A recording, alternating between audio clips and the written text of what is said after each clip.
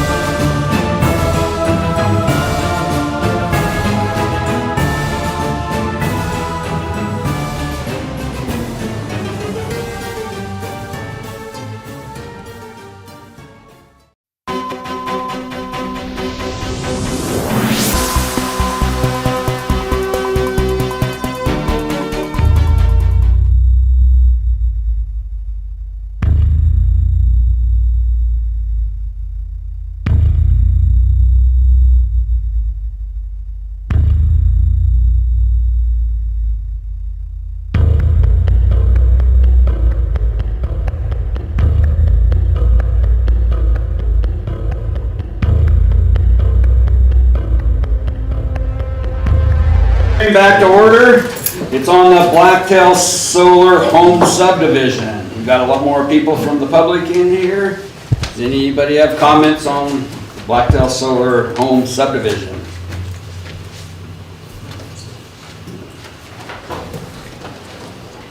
And you guys have comments on it? You're gonna have to patrol it.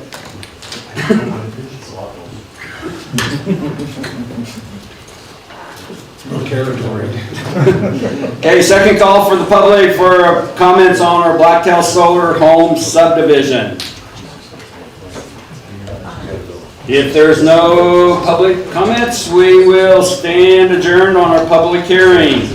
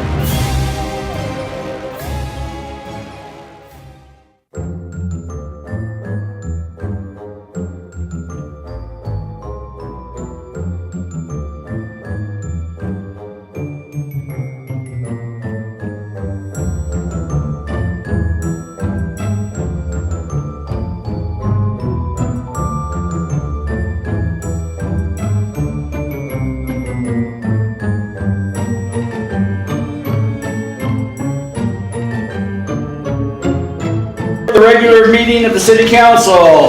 First, Pledge of Allegiance. I pledge allegiance to the flag of the United States of America and to the republic for which it stands, one nation, under God, indivisible, with liberty and justice for all. Okay, the minutes. Approved August 24th, 2022 special meeting minutes. Move to approve. Second. Been moved by Russ, seconded by Don. We need to add Dan's name to the council present for that night.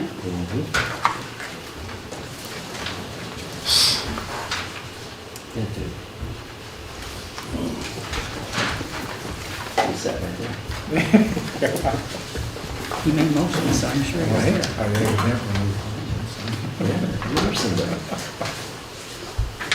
Call for the question? Question's been called for to approve the August 24th, 2022 special meeting minutes. All in favor, say aye. Aye. All opposed, the same.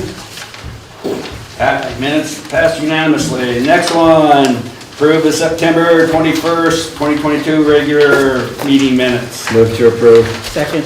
Been moved by Russ, seconded by Diane. Comments, questions, corrections? Correction on second page under attorney, Marta Farmer, the 1, 2, 3, fourth line down, starts with the word "the" and then it says "contact." I believe that's an improper word in that location.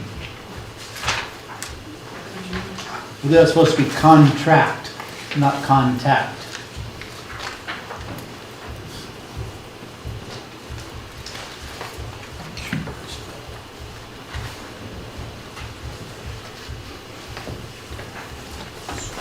Everybody find it okay? And then also back on number 6.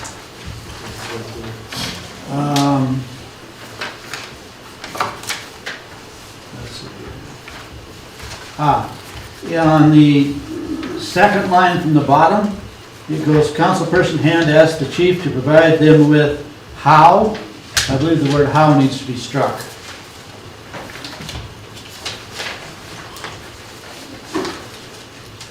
It doesn't make any sense in this location.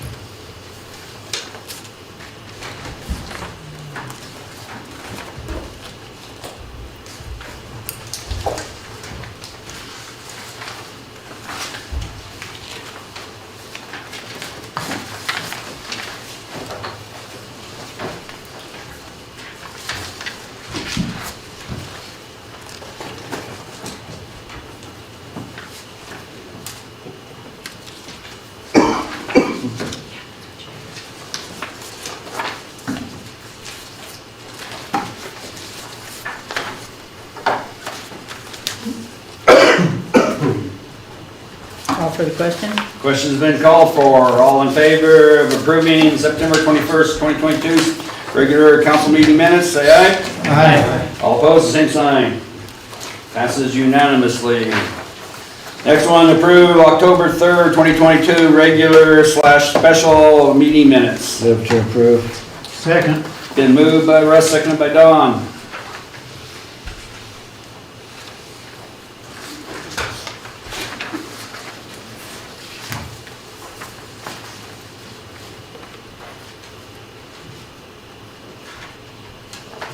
Call for the question. Question's been called for. All in favor of approving October 3rd, 2022 minutes, say aye. Aye. All opposed, the same sign.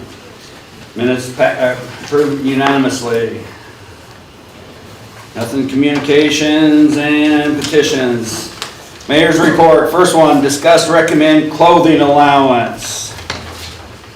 It's in the union contract where it says uniformed employees are allowed a clothing allowance. Been some question about if they're not uniformed, do we should pay it? It's been the same word for the last 10 years and we've paid it, so.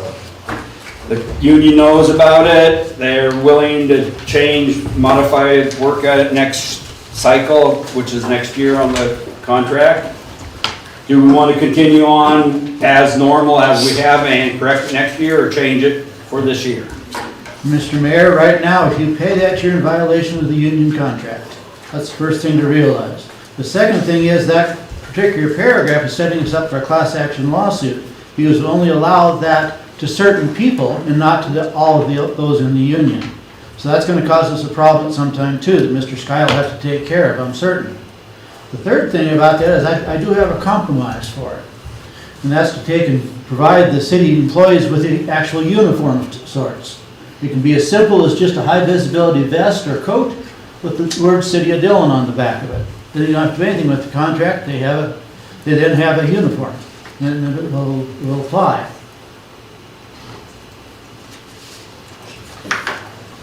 And Mr. Mayor, I was, in reading this, I was wondering, does that apply to all non-uniformed employees? It says uniformed employees. And but we have paid in the past? Yes. Non-uniformed employees.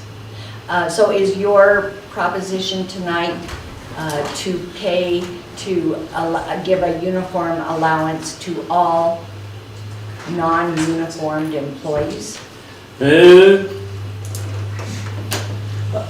I would go back, because they say, looking at all the contracts, back when, I don't know if it was before Mayor Clack came in or right after him, the original contracts specified all the departments that were allowed clothing allowance.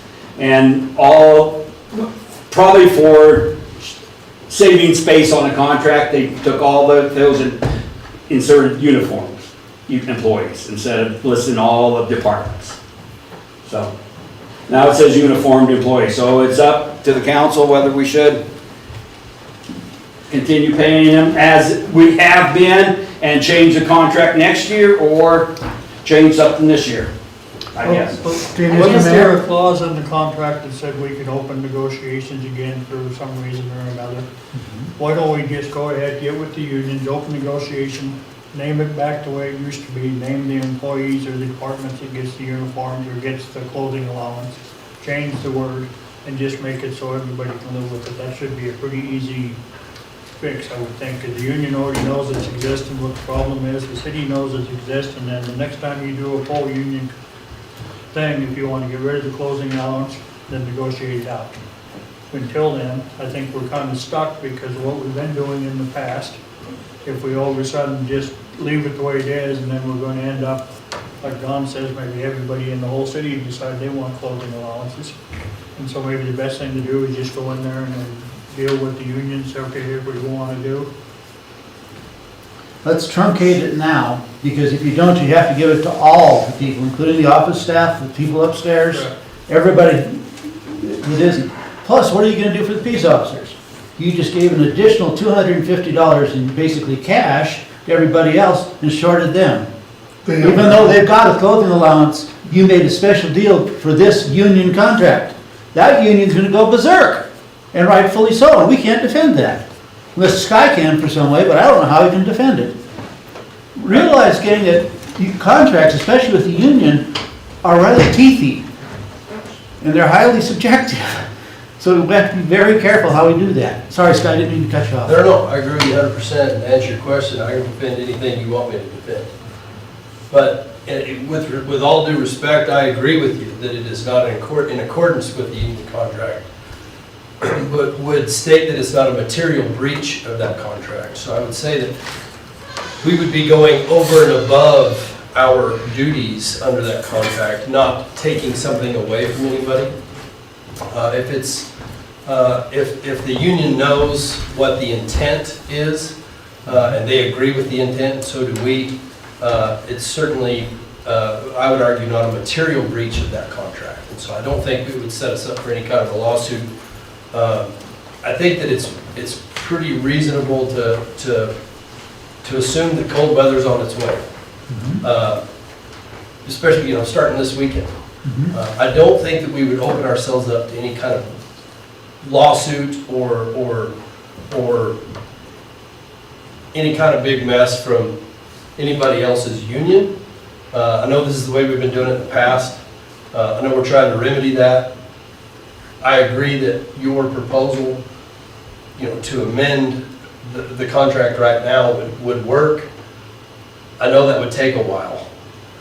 And so, I would say that if the council wishes, they can certainly move forward with paying them the money now.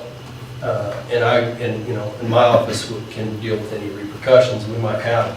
I don't think there will be any. I hope there wouldn't be any. But I agree with you 100%, Mr. Hand, that it's not in accordance with the contract. It would again reiterate that I don't think that it would be a material breach of that contract. You don't believe that favoritism would cause us issues? I don't think it's favoritism if there is a specific set of employees, namely the ones that are working outside, that are given this clothing allowance. Now, if any other employee, city employee, let's say myself, decides that, you know what, I want that clothing allowance too, well then, by God, you better make sure I'm doing my work in the parking lot out here come February 1st. There's nothing in there that says it has to be outside. I agree 100%, but your question was regarding favoritism. Correct. And I don't think it fits the definition of favoritism if it's a specific subset of employees and not some employees that have for a reason that is a common reason for the rest of the employees. So there's a specific reason that these employees have been given a clothing allowance in the past. And if we continue doing that, I would certainly argue that that doesn't fit the technical definition of favoritism. Even though we're giving them an extra $250 each that they don't deserve. They don't get it if they don't spend it. They don't just get cash. Well, I agree. I think that anybody that works outside and has a duty to work outside, and it's in their job description to work outside, is deserving of compensation for basically their equipment that we're going to be giving them. I mean, we give, if somebody needs a shovel to do a job, we buy them a shovel to do a job. And so that would be my stance on it. Okay. So once again, how are we going to answer a charge from the police union that the other city union's got a $250 pay raise? Don't the police get clothing allowance? They do, Police but already it's separate have to clothing this. allowance. Yeah. I mean, I believe that if the police union had basically what amounts to a typo in their contract, and they weren't getting enough money, and the city council or whoever deals with the police union and the policemen themselves and the chief of police all agreed, you know what, there's a typo in here, we can move forward with helping things progress. I don't think that they would probably have an issue with that. Now, granted, I'm not a member of that union. I'm not a member of any union. But I am familiar with the way a lot of unions work. And I agree with you 100% that it's very subjective. And they really like to adhere to every single word that's in a contract. Now, if we weren't giving them enough money, they'd be in here. They'd be protesting. They'd be mad about it. But because, like I said earlier, what amounts to basically a typo, and a generalization of a lot of employees, like the mayor said, basically to save space in that contract. I think it's certainly it's only a breach of a contract if somebody's mad about it. If you and I have a contract for me to mow your grass for $20 and you pay me $25 because I did a really good job, and I'm happy to get $25, well, there's not a breach of that contract. Now, the guy next door that mows grass for $20, he might be mad about it, but he doesn't have a cause of action under our contract for any kind of remedy. Okay, what about the federal laws involving equal opportunity? I think that everyone in this country is certainly allowed to work as an outdoor employee in the city of Dillon, regardless of race, religion. I can go down the list. But I think that if a city employee was to be upset that they weren't getting a $250 clothing allowance, they could certainly request a transfer to work as an outdoor employee. Once again, outdoor employee is never mentioned in this. You're right, you're exactly right, but that's what it's going to be moving forward. That's what it's been paid as in the past, and was basically the intent. I'm looking at the intent of the union contract. And in contract law, the contract itself is is all you can go by.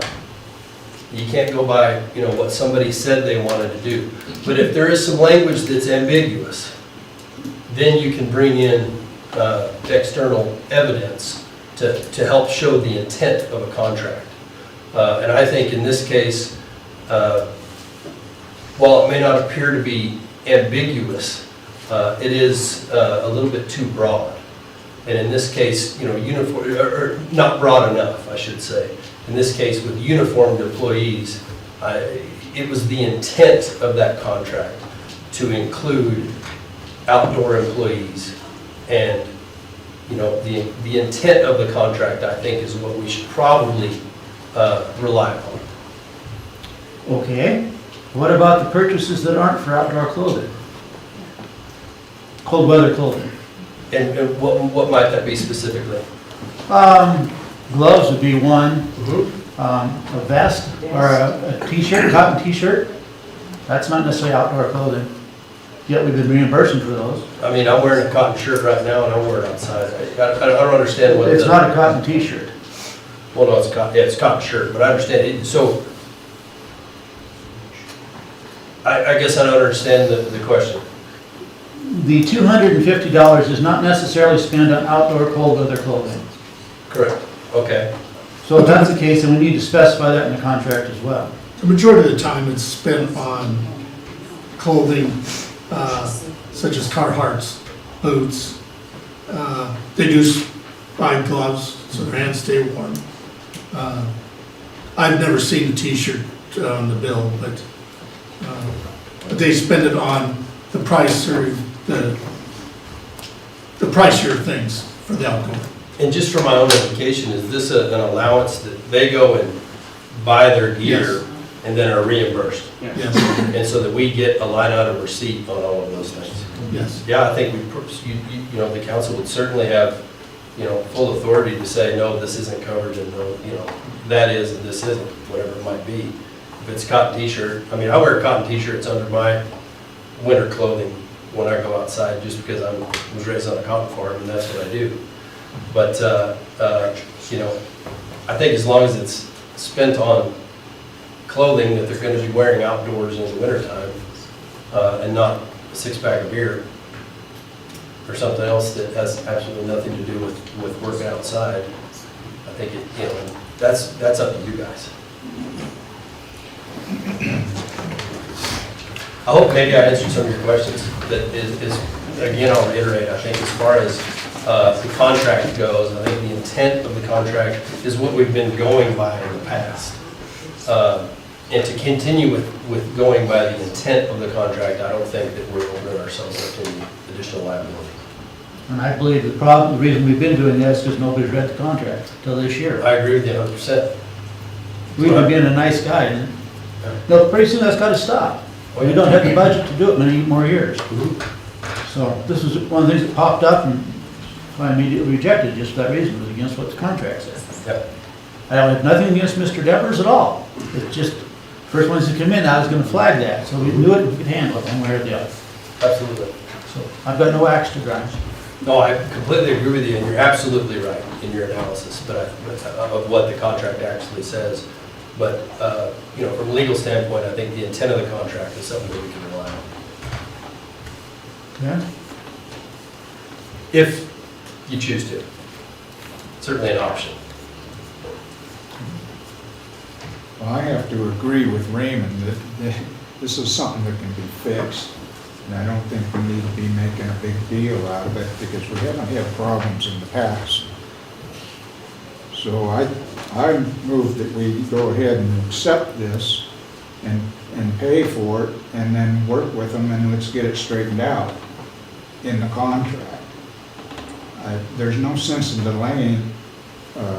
delaying their ability to get some winter clothes, especially when it's going to be getting cold here very shortly. So I would move that we approve the clothing allowance and let's work with them and let's get that contract fixed. I'll second. Okay. It's been moved by Dan, seconded by Raymond, to carry the contract as we've been paying it. Any more discussion? And to look at it and get it. And get change it fixed. next year. Well, no, but can't we do it during? Oh, I can call the president, we can work at it then. I think it's something we need to get fixed, but, I mean, don't let it go for a whole year, but let's get it fixed. Do you believe the city employees need to be identified? I think like the To the public, let's go this way, to the public. Not necessarily in this contract. What I'm talking about is a shift in how we do operations. I'm contending that if Stan Smith comes running up to your door at 3 in the morning and beats on the door, you can open the door for him, unless you know it's him? Probably not. There's no identifier, there's no ID card, there's nothing that says City of Dillon on him. He looks like a motorcyclist going down the street. I think we're nitpicking and. No, it's Yeah, not. we are. I mean, you're making a big deal out of something that's been going on for 10 years, Don, Yeah. and we've had no problem with it. What I'm saying is And try to improve. and now I'm saying, let's go ahead, pay for the damn clothing, and let's get the contract fixed. Okay. Why has it gotta be an act of Congress to do something? I mean, you're sitting there doing this, and that's a lot of problem we have with this city, is butting heads, you're not looking at, there is a solution to the problem. Let's go look for it and let's get it done. Instead of fighting over stuff that carries on for half an hour for something that's very simple to fix. If people would just loosen up and look at it. I'm tired of arguing about it. And I signed the deal to go ahead and pay for his stuff.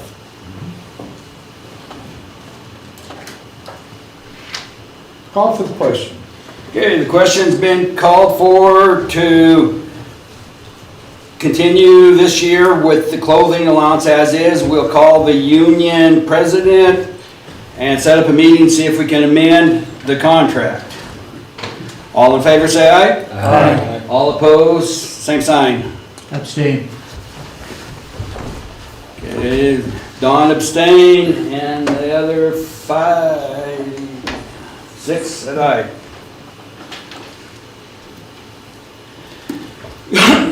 Okay, moving on. Accept John Gary's resignation from the Library Board of Trustees. Move to accept. Second. Been moved by Russ, seconded by Diane to accept John Gary's resignation.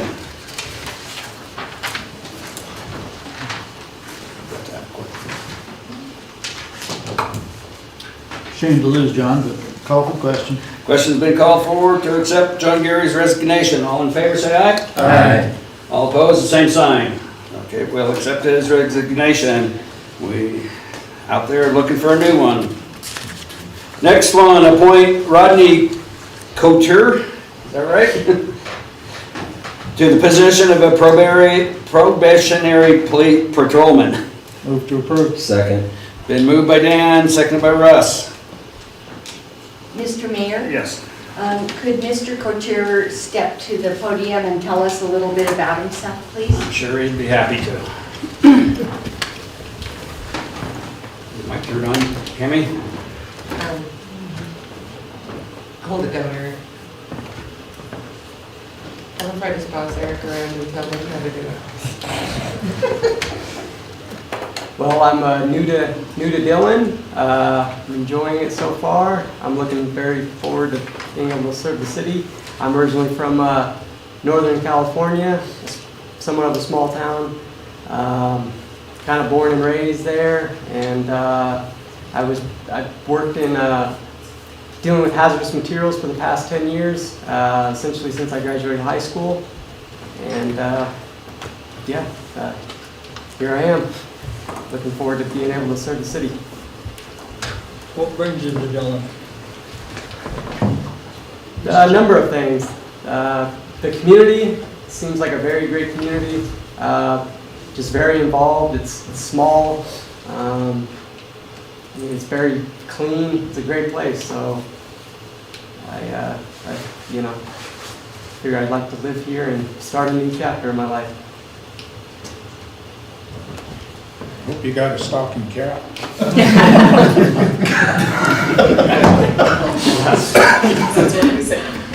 We may have a couple extra stocking caps for you. We'll get one for Christmas. I'm sorry. California's cold, they have a ski hill, so there you go. Any more questions, comments? Hopefully new patrolman. Call for the question. Okay, question's been called for to accept the appointment of Rodney Couture to the position of a probationary patrolman. All in favor, say aye. Aye. All opposed, same sign. Okay, welcome to the Dillon Police Department.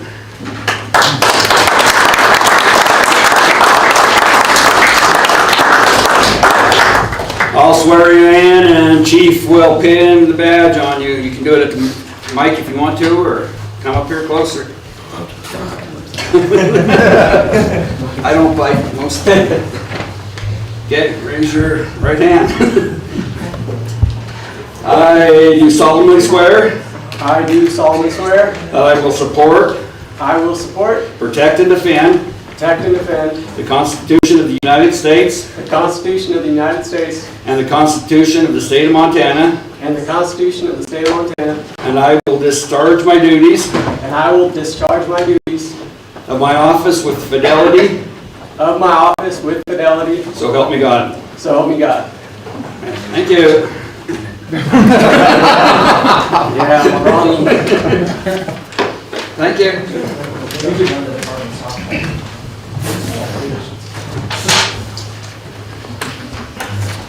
Okay, next down, the citizens' request.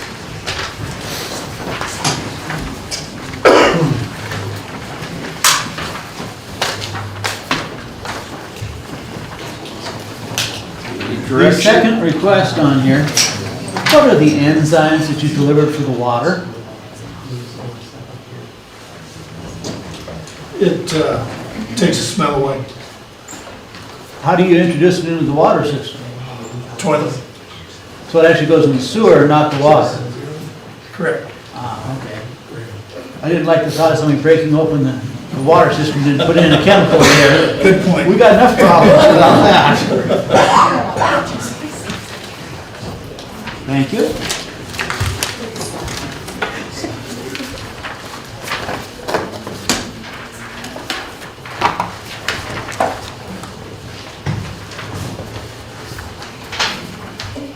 Any other corrections, comments, questions on our citizens' request? I see on here, the curb stop is broken, owner will arrange for Jeff. Did we get anything in writing, so he admitted that he knew that the curb stop is broken? It's on, 9/19/2022, Chris. Oh, it is. What is the address, Chris Bay, probably? Yeah, it's Chris Payne. Yeah, well, Not that address. I don't know. I guess what got my attention was the curb stop was broken, and the last time that happened, remember? That turned into a lawsuit because she said they didn't know that it was broken. Yeah, we're keeping records of that. Okay. I guess That's what. that's one of the things we do now. We do have a record of that, yeah. Yep. And Mr. Mayor, I was wondering, Mr. Hazelbaker, there was a letter that was sent to you, and then it was CC'd to me from the owners of a property on Atlantic Street. It's right across the street. I mean, it's just the block north of the police station on Atlantic Street. And she was very concerned about the weeds and the grass had grown to above 3 feet. She sent me pictures. And I drove past it, and about half of it had been cut down, but I don't even see it on the. And can you tell me who I got the email from? I don't Okay, remember and their names are seeing an email. Barnett, Jeff, and Catherine Barnett. I don't remember getting one from them, but I'll sure look at it. My emails again.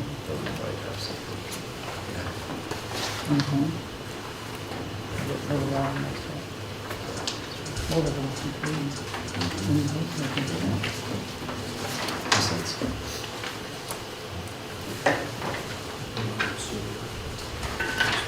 Any other comments on the citizens' request?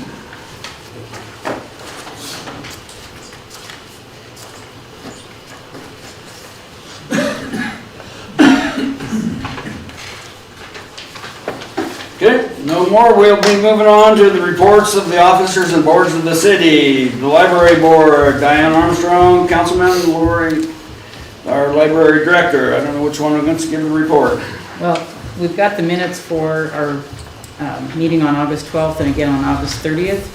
So I ask for your acceptance of those meetings. or Move those to minutes. approve. Second. Been moved to accept the minutes of the library board and by Russ and seconded by Don.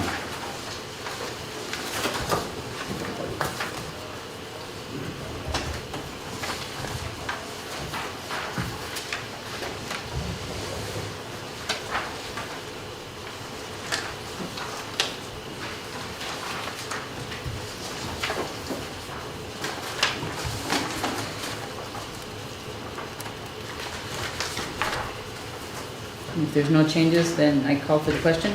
Okay, question's been called for to accept the minutes of the library board for August 12th and August 30th. All in favor, say aye. Aye. All opposed, same sign. Minutes been accepted. And then, you have anything you want to throw in, Lori? Couple things, the library board, John Gary has resigned, and so we are doing interviews at our library board meeting next week. We have a couple interviews that we're doing, so hopefully we can get somebody new on there next week. Also, I will be out of the office Wednesday, Thursday, Friday. A grant was written for a group of educators to go over to the Japanese internment camp in Paul, Wyoming, and I get to be one of those educators that go. So I get to come back and do some great programming with it. We are also doing a haunted house on August 29th. So if anybody would like to volunteer, or August, oh my gosh, we're in October. Sorry, that's how my day is going. October 29th, if anybody would like to come and help set up with that, that would be great. Or if you enjoy frightening little children, that would be lovely too. We are also we were at play practice tonight, by the way, because we are doing a murder mystery. It will be a lot of fun. The murder mystery is going to be at the Lewis and Clark room at the college. It starts at 5 o'clock for social hours, because there wasn't enough time last year apparently. And so we'll do social, and then at 7 is dinner. That's when our play begins. At dessert, you get to ask more questions to the cast, and then the killer will be revealed. It's like a giant clue game. So you get to figure out who the murderer is and who dies. So please come join us. It will be a lot of fun. It's on November 5th. It's a Saturday, and tickets are $35 per person, so it's a great deal. So what are the hours of your haunted house? A haunted house is from 1 to 5 on the 29th. Yep. And then we will be present down at the Elks Lodge for their first annual holiday festivities. They're going to have a bunch of vendors come in and do like a little Halloween party down at the Elks on Halloween. So we will be present there. We will not keep the library open on Halloween night for any special event. Let's see, I also got the library standard operating procedures. I realize that I cannot give it to you because it's not on the agenda, but I will leave it at the desk over there. So somebody can pick it up and put it away. That would be lovely. And if you have any questions on it, let me know. It's everything that the library does, and I color-coded everything and put extra special little tabs. Also, let's see, what else? Oh, we're preparing to do a children's Christmas store. We're working with Therapy Spa and some other businesses in town. We're trying to get a couple grants so that we can purchase items and then get a donation also from stores, so we can help the community and give back and yet help the children. All of it will be free. So we do need volunteers to help children shop and wrap presents. And if you have any donations that you would like to donate to us, that would be great. We can get that set up. I'm trying to think of what else. I don't know, it's been super crazy, so. Oh, there is one thing.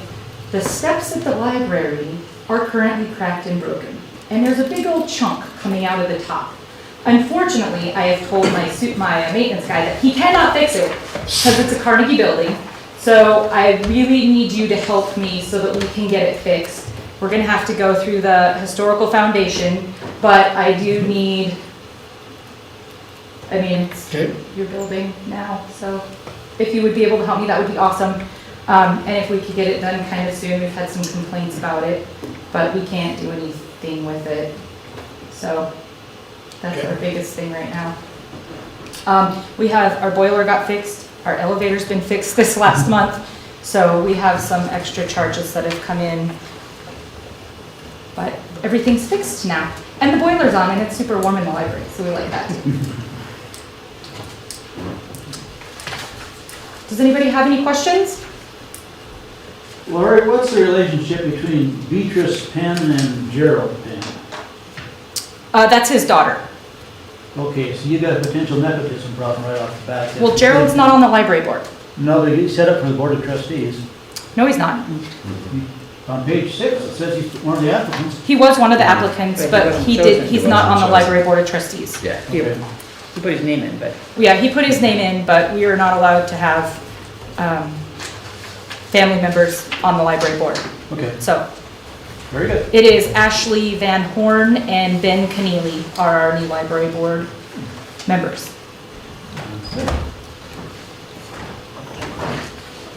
Just a quick comment, I want to say thank you for having the children's kits, the bag kits in the basement. My 2-year-old son, appreciate it. Yes, I'm glad that you enjoy them. We have 24 kits, so if you can catch them while they're in their library, they're great.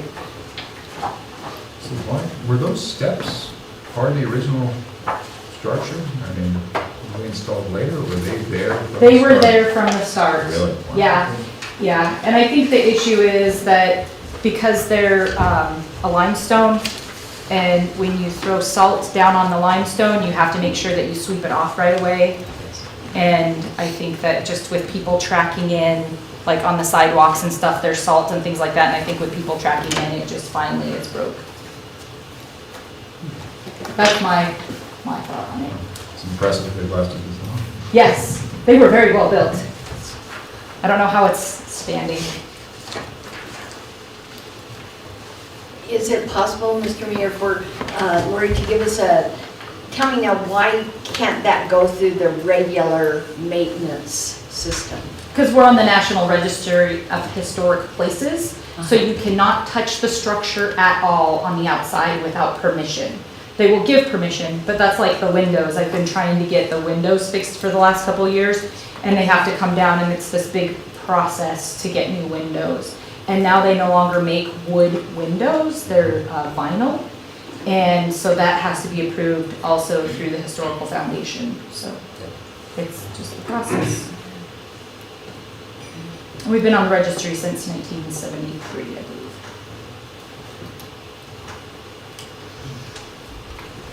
I believe Posy makes some wooden clap windows. What's that? Posy makes some wooden windows. Is that what it is? P-O-Z-Z-I. Posy, yeah. We need something, they're rusting out. People always tell me they're not rusting out, that's not rust. And I said, but they were built in 1901, and so there could be metal in there, like lead is in everything, so they could be rusting out. But we do have holes in the windows that we're trying to get fixed. It's fun. Okay, thank Oh, you. we do have the officers coming on the 27th Okay. to read to the kids for Red Ribbon Week. So that'll be a lot of fun too. The kids like them. Do they get to play in the car like they do with the fire truck? So I know last year we took them through, we let them push buttons and Okay. set off the siren, set off the lights. Cool, that will be great. I will not be there, but I do have a volunteer that will come and help with that, so. Through the back seats. All right, does anybody have anything else? I swear I'm done this time. Thank you, Lori. Thank you. Okay, moving on, our attorney, Sky S. Jones. Just a few things I want to update everybody on. The Hagenbarth lease property went smoothly, got that all taken care of. The lawsuit between the city and the county is in contact with the county's attorney. They're waiting on some information from one of their engineers regarding the septic line out there, but that is progressing. And I'm sure that I will have much more from that as it, as it continues and as I get a little more involved with that. I'm working with the Judiciary Committee on helping to redraft some of the ordinances for nuisance and the ordinances for the liquid petroleum gas bulk storage tank. To get that taken care of so that the county courthouse storage tank can go in as planned. And then we had a good lunch today with some members of the university, the chancellor, the athletic director, the mayor, myself, and the director of operations, Mr. Hazelbaker. It was a very productive meeting just to make sure that everybody's on the same page with the new football stadium, and the athletic facility, I should call it, that's going in out by the university. There's some concern about a water line that's out there. There's also some discussions about the ingress and egress for the stadium itself and how that's going to be taken care of, whether we need to convert some alleys and do some different things. But I believe everybody's on the same page and that project is coming along smoothly. Everything else in my office is misdemeanor prosecution. I hope not to see any of you in my office for that reason. But things are going good. Appreciate it. Thank you. Any questions for our attorney? I guess I've got one. I keep seeing conflicting reports. Is this going to be a 2,000-gallon propane tank, a 1,000-gallon propane tank, or two 500-gallon propane tanks? Yeah, great question. Right now the city ordinance says that you can't have anything over 500 gallons. And so I know some, in the past, you can get around that by having two 500-gallon tanks with a high-pressure line in between the two of them. The amendment that we're working on right now is to change the restriction from 500 gallons to 1,000 gallons. You might have heard the term 2,000 gallons. That comes from the fire code maximums. But right now, we're looking just to amend it to 1,000 gallons. So that, and the tank that's going on over there is going to be a 1,000-gallon tank for their new generator that's on the way. So that we don't have a power outage and not have a generator, and we still have fire and police dispatch and the detention center and a lot of things that both the county and the city depend on. But yeah, right now it's an amendment to 1,000 gallons. Thank you. Thank you. Any other questions? Or we'll move on. Okay. Ask me now while it's free legal advice.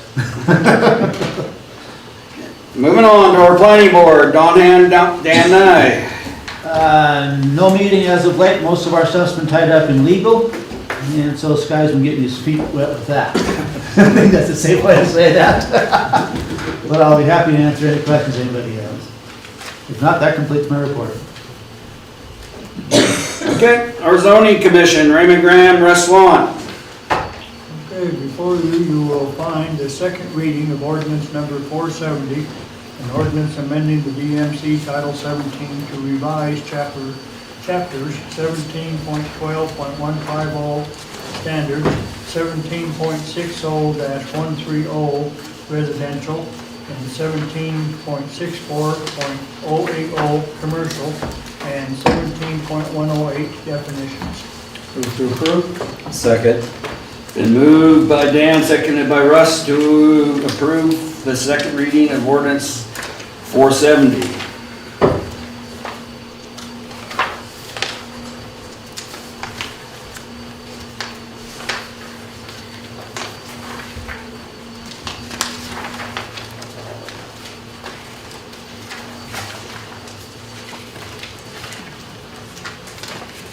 Call for the question. Okay, the question's been called for to approve the second reading of ordinance 470. All in favor? One question, please, Mr. Mayor. Looking at the matrix here, is there any part of town where you can't put up a house? No, No, anywhere. no, So I can put up a house in a commercial zone, yes. sell the house to a business, and they've got a non-commercial building, they're supposed to have a commercial building in, and there's nothing to prevent that. So the house doesn't have to be built to commercial standards. Correct. So now, which laws are we circumventing? Is that state? Is that city? Is that county? What? We're just one of the only towns in the state that have that idea, that, there is, and please correct me, Raymond, if I'm wrong, but it seems like you have residential over here and R1, R2, R3, you have manufacturing over here, and you have commercial in between, and business park and other things. And that everything's allowed over here, and it becomes slightly more restrictive until you get to residential. And then it becomes more restrictive. But the further to the right, to over here at manufacturing, anything goes. So we do have several areas in Dillon that are zoned manufacturing that have residential use. Do you think that's wise, to put houses in the middle of that kind of zone? I personally think it was an oversight when they did the original ordinances. I think there's a couple of places in here where they actually meant to not allow residential houses. And M zones, M1, M2, and C3, is all of them should not be allowed residential houses. It was never allowed in the old ordinances. But I think in the end, they was in such a rush to get this passed, and before the council and approved, before the last administration left office, that they just hurried up and I have actually brought forward a few times to try to change it, but it just ain't gonna get done. There are real, especially in C1, and there's a good argument to be made for C3 also, that residential mixes perfectly with those. When you get down to manufacturing, it's going to be, it presents a lot more dangers. I would think that the commercial could be just as dangerous depending on what's there. Myself, is that something that the zoning might be able to take a look at to see if we can't fix that? I wish they would. I will bring that forward to the next zoning meeting. Because I agree, I mean, a residential house in a C3 zone does not fit. Yeah. You know, I realize people can live wherever they want, but Right. there's got to be a limit to it too when you pass it on to the next If you guy. look at the old zoning ordinance, it did not allow single-family residence in a C3. Yeah. And that is the way it should be, just because, you know, we actually just recently approved the house down here, it's on, right? No, Morris. A single-family house in the middle of a C3 zone, which really, if they wanted to, they could have built it with no setback. Right. Which is one reason I think residential should never be allowed in a C3, but it's in our ordinances and we have to follow our ordinances. Because I can see someone putting up a multi-bedroom place in the middle of that, and that's really nasty then. Like if the county's propane tank blows up, well, there goes the whole residence, it's 6 or 8 or 12, however many people's in that. Right. So I failed to see where we're safeguarding the citizens of the town by allowing it. That's why I'm curious. Thank you. I appreciate you taking my concerns to the full committee. Thanks for the question. Yep.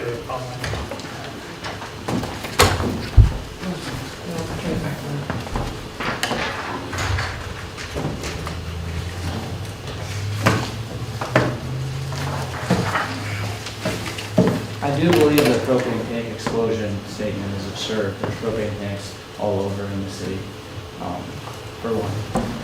But there's loft apartments in commercial districts of every city, in every state, in the whole country. And there's more and more and more of those projects happening where they have commercial use. and residential use upstairs. There's only like 6 blocks that are M1, and I'm pretty sure we're pretty well built out, so if you guys made a petition to rezone, I don't see that there would be any problems. We just wouldn't have any manufacturing zoning left, so probably wouldn't be a bad idea identifying those areas. That's all. Thank you.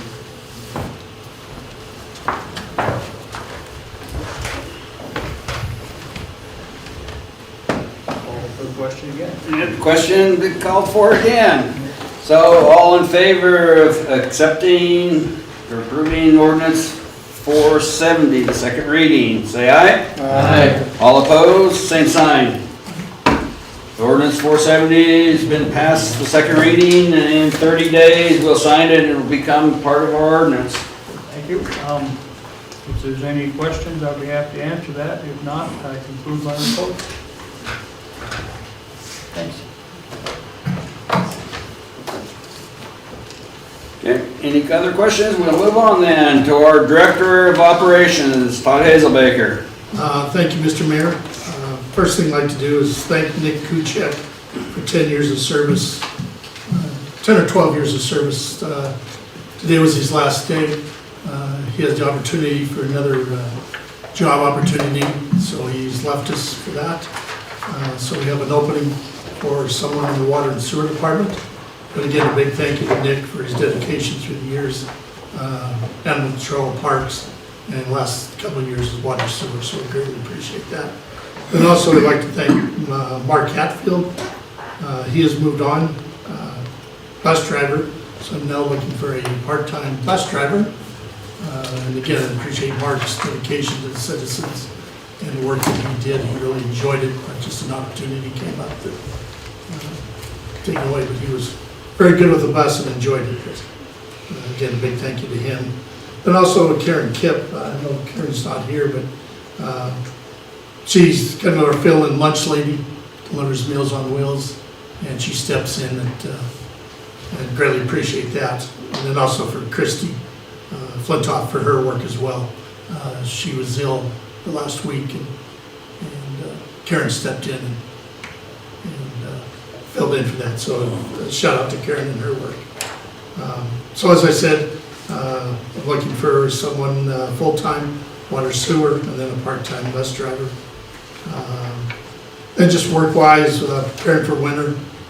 It sounds like it may be coming this weekend, so we're trying to get some projects done fairly quickly before the weather turns, blowing out sprinkler systems, get you some asphalt.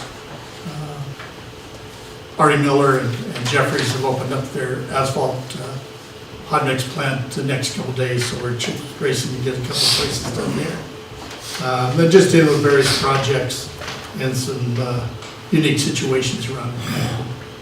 So I'd be happy to answer any questions. Does the city have the capability to seal cracks? No. Okay. Thank you.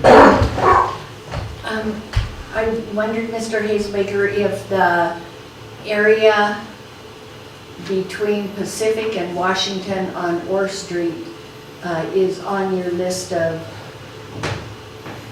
projects to get asphalted. That when I first talked about that hole, it was about 4 by 4, and then last year it went to probably 4 by 8, and this year it's even bigger. Which spot on Orr? It's Between Washington and it's between Washington and Pacific. It's on Orr Street. It's in kind of right by Marianne. God, she lives in the red house. Marianne Briggs. Briggs, right in front, kind of right by her. It's on, except it's on the other side of the street from Marianne's house. But it's just a big hole. I mean. Okay, we'll take a look at it. I don't remember us doing any work there, but I'm sure take a look at it. In 100 block east. Yeah. 700 block of Barnett. 4 years that water line's not been patched. Yep, that's on the list too. Thank Yes. you. Okay. It's the old Jensen house. Don't move, they just got over to my water hole on Unfortunately, don't move them off there. They've been there for, this is the third time they've been there in 3 years, so I'm hoping they actually do something. The most beautifulest town in Dillon with the worst, in Montana, with the worst streets. That's right. Okay, speed bump for the one on your street. Those are safety features. Is that the one, Chief, down the last block Barnett you're talking about? Yeah. Yeah, that definitely needs to be repaired. Yep.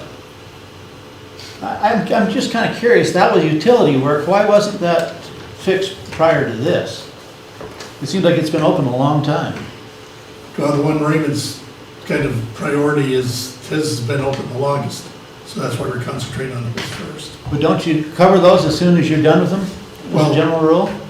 That wasn't one of our projects, and that's one of those that the company, whoever did it, should have come back to. But we didn't hold their feet to the fire, so they did that. Thank you. So it probably was not an Artie Miller. Artie Miller's always very good about coming back.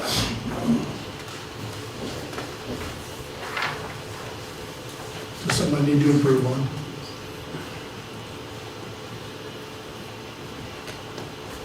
Any more questions for Director of Operations? Thank you.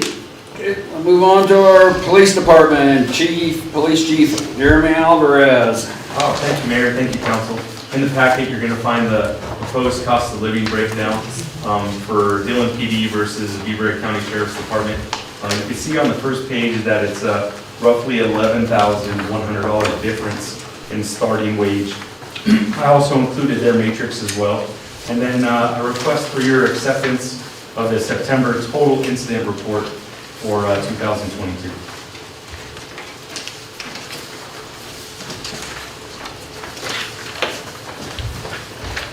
Move to accept. Second. And moved by Dawn, seconded by Dan to accept the Police Department reports.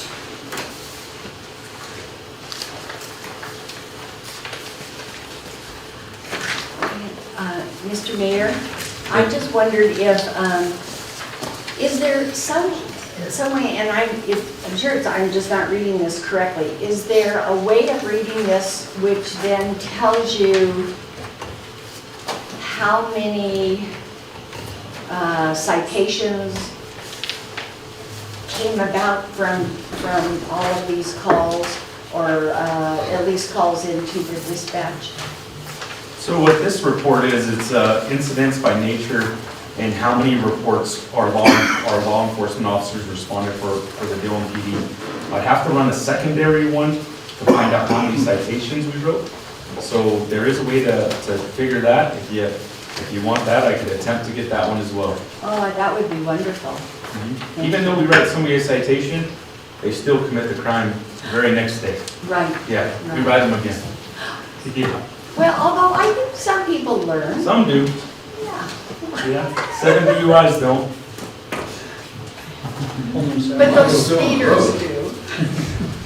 Yeah. No, great question though. So you'll get a citations, okay.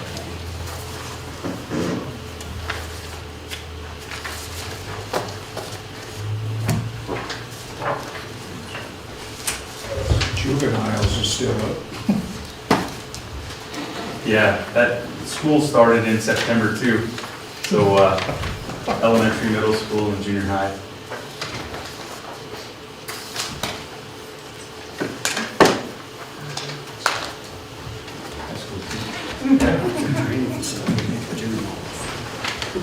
That's their training facility. Juveniles.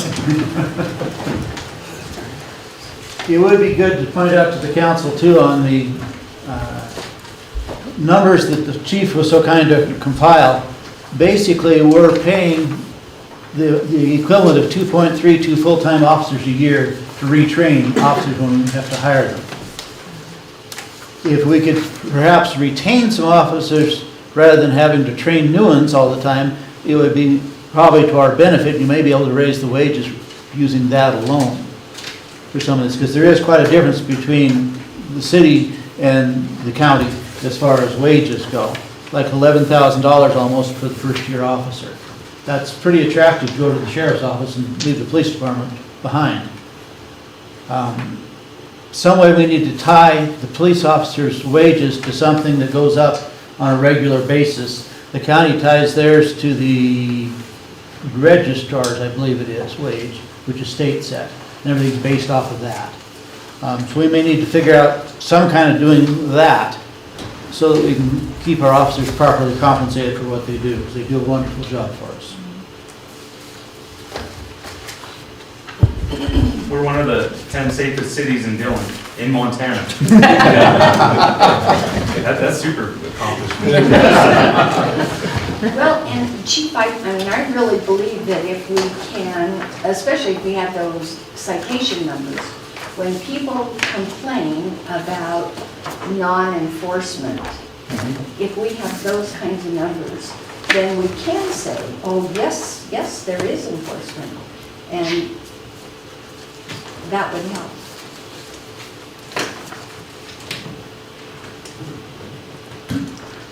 Now everybody better behave yourself, not that they're gonna want to report a higher number of citations next month to make them work better, so they'll be giving us all the tickets.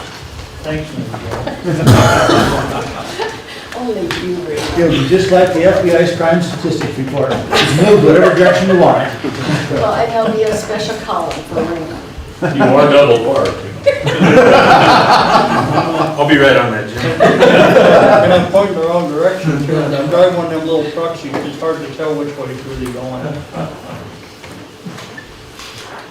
Call for the question. Okay, questions may call for to accept the reports from our Dillon Police Department. All in favor, say aye. Aye. All opposed, same question, same sign. We have accepted the reports of the Dillon Police Department. Any other questions, comments for police? Good, then we'll move on to our fire department. Fire Chief BJ Closey. Thank you, Mr. Mayor. Thank you, Mr. Alvarez. In your packet, you will find, I'm asking for approval for the September 2022 activity report, the city clerk's report for fire hall for September 2022, and the budget versus expenditures for fire hall. I move to approve. Second. It's been moved by Russ, seconded by Diane. Questions, comments, corrections? Mr. Mayor, there appears to be an error in the reports. If you look under workers' comp on the city clerk's report, and then look at the statement of expenditure, once again looking there at the workers' comp, both numbers are different. One shows 35% committed, one shows 40% committed. One of the numbers got somehow inappropriately entered in the wrong spot, I fear. I can't tell you which one it is, though.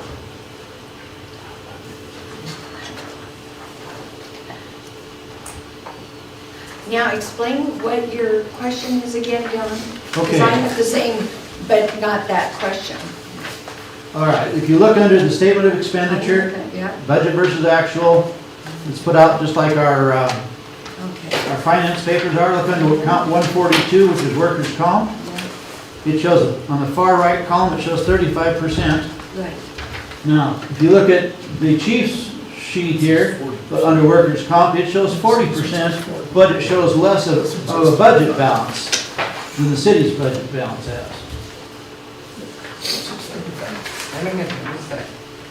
Beg your pardon, Kevin? Probably just a just an error on my part. 5% difference, it's a pretty big Yeah, difference. I have to input it, so it could just. Were you looking cross-eyed that day?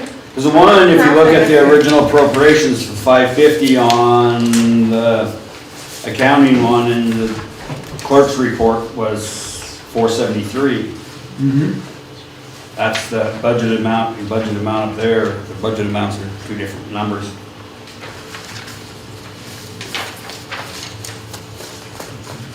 So I guess that should probably go back for review and figure out which number is correct before acceptance. So in that case, I move to table this particular item. Postpone it. Or table to the next meeting. I That will would be second it. So we'll have a table or postpone and have our clerk figure it out with the police or fire chief and bring it back next meeting. Any other questions, comments for Did you order the new fire truck? We did, yep. Did we have to pay a down payment or something when you ordered that? We had to pay it, yep. I kind of thought then we'll probably have to have a budget adjustment and something in our thing showing that it's paid, don't we? That will be through through the ARPA side, so it's not gonna be on this budget. Okay, I thought probably we transferred the ARPA into the fire, no. just pay them all out of there, because then at the end, we have to do a report, and if we had to pull them all in, all over the place, then maybe we could have a nightmare of a report. I was just looking for a big number in there somewhere. You'll see it next month. Did we manage to save that 13%? Yes, we did. Good job. I appreciate everybody's support on that. This month, October is Fire Safety Month. We had 2 firefighters go to the library. We had 4 go to the elementary school and talk to the kindergartners. And we had 2 that hosted the first graders. 5 different groups of first graders come to the fire hall. So it was very lively around there that day. And there's a lovely article in the paper today with pictures. Wonderful, thank you. Call for the question. You have the activity report, folks. There was 3 reports. Oh, I know it is already. Okay, question's been called for to accept the activity report for the fire department. All in favor, say aye. Aye. All opposed, same sign. The activity report's been approved. I didn't update the original appropriations, that's what it is. So just me. Drink more coffee. Okay, any other questions for fire chief? City court? Caitlin Minor is not here tonight. Our treasurer report, she's not here. She says she's saving money by only coming to 1 meeting a month. Our tree board, Mary Jo O'Rourke. We met, actually I'm sorry to tell the council, I'm behind on 2 sets of minutes. And it was just our clerk of the tree board wasn't able to get the minutes done. So in your next packet, you'll have two sets of minutes. We're, even though I said we weren't gonna write big grants, we've decided to write a couple of big grants. So we're trying to work with the cemetery committee and kind of create appropriate projects for those big grants. So that's what we're doing. Okay, any questions?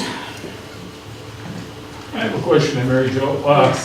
Now, is there something going on with planting trees at the fairgrounds? Is that a tree board issue, or?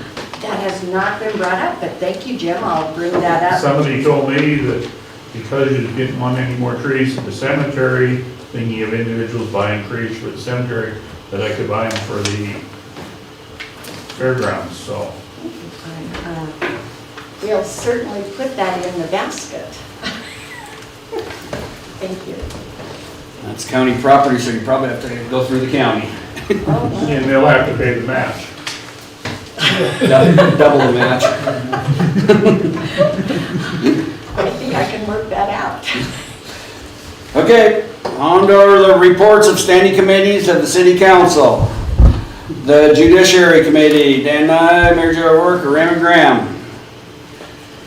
Before you have the minutes of September 20th. Ask for your approval. Move to approve. Second. Been moved by Russ, seconded by Diane to accept or approve the minutes of the judiciary committee.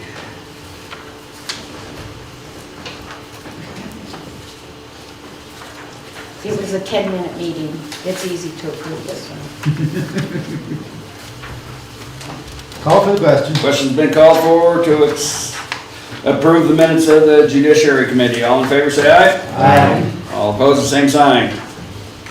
And it's been approved.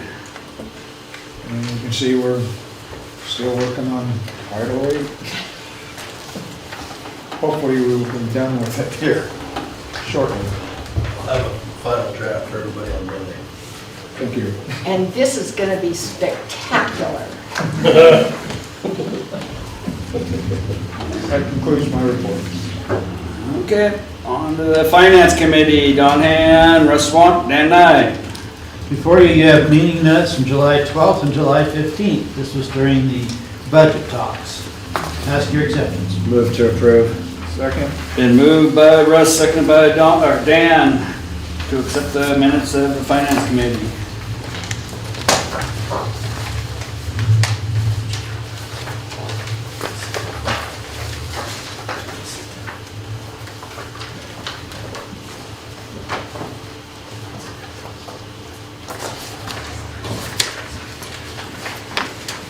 Call for the question? Question's been called for to approve the minutes of the Finance Committee. All in favor, say aye. Aye. All opposed, the same sign.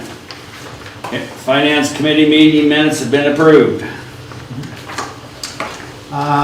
That will complete my report unless there's a question. See, there's no questions, so we'll move on to our Fire and Order Committee. Thank you, Mr. Mayor. No meeting, no report. Health and Welfare meeting, Diane Armstrong. Okay, included in the packet is the minutes from our meeting on September 15th. Ask for your approval. Move to approve. Second. Been moved by Russ, seconded by Dan. To approve the minutes of the Health and Welfare. There was, actually on page 2, not that it really affects anything, but about a third of the way down, it says, "I write it down and gives it to them." Should you give? Yeah. Just give it. And then towards the bottom, 1, 2, 3, about the 6th line from the bottom, asks, So what did you want to change on that one, Diane? well, just change it from gives to give. Dave, Or, yeah, gave it to them, or, She does give, is, whatever it needs to be. but, and set up, yes. And if their blood pressure is high, I write it down and give it to them. well, right now it says gives, so, Oh, and give, I'm sorry. yeah. My eyes just went right over that. And then 6th line from the bottom, it has asks with an E in it, so we just need to correct that. See, I can't.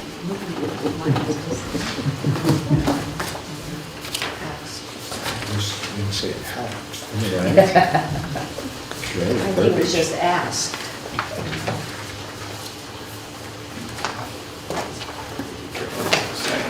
Right?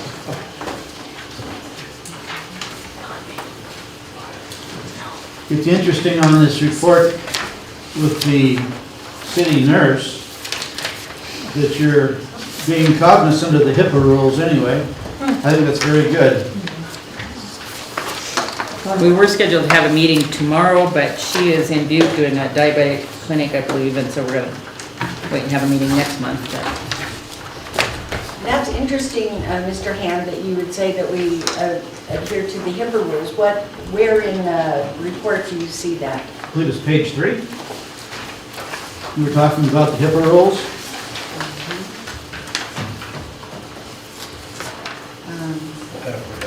And ask the clients to treat, or the HIPAA privacy policy? Are you? Yes. Oh, did you not understand that we don't do any of that stuff? No, I understood you don't because you're not qualified to. You have to have permission from the person being treated or even to look at those records. So even if you have a second nurse come in and review it, she can't see it, according to HIPAA rules. Her doctor can, but unless the patient releases the information to you, you can't look at it.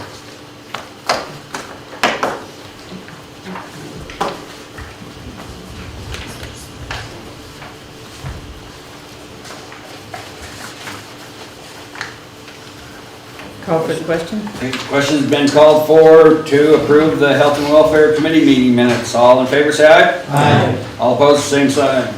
Okay, we approve the Health and Welfare minutes. Any other report? Nope, that concludes my report. Cemetery Committee, Joe Brandon. Before you have the minutes for the cemetery committee meeting on September 12th and August 22nd. Move to approve. Second. Been moved by Russ, seconded by Ann to approve the minutes of the cemetery committee.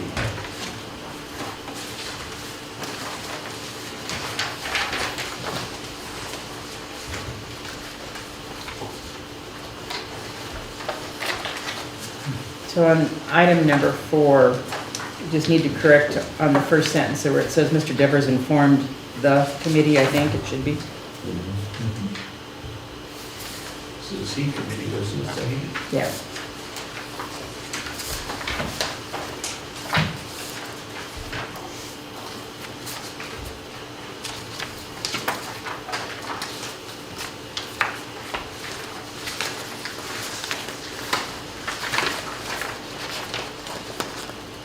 I was wondering if that happened, if the road mix, if they were able to fill the potholes and stuff at the cemetery. Mr. Devers had requested in August, I was just, Right, we can bring that up at our next meeting, which is scheduled for the 7th of November. Will be scheduled for the 7th of November. I know in the past, the city sent their blade up there to clean the roads up too.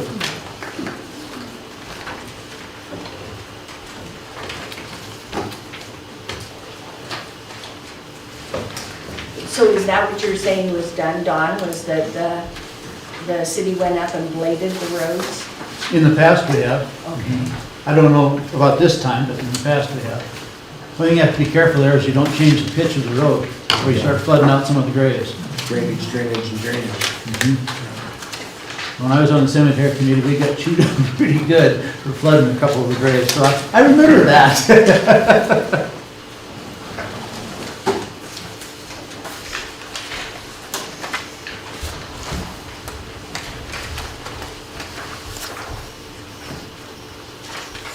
I don't know if this is the time to do this or not, but I know in this week's Dillon Tribune and last week's Dillon Tribune, there's a couple of letters to the editor regarding the cemeteries, so you may want to take a look at those too.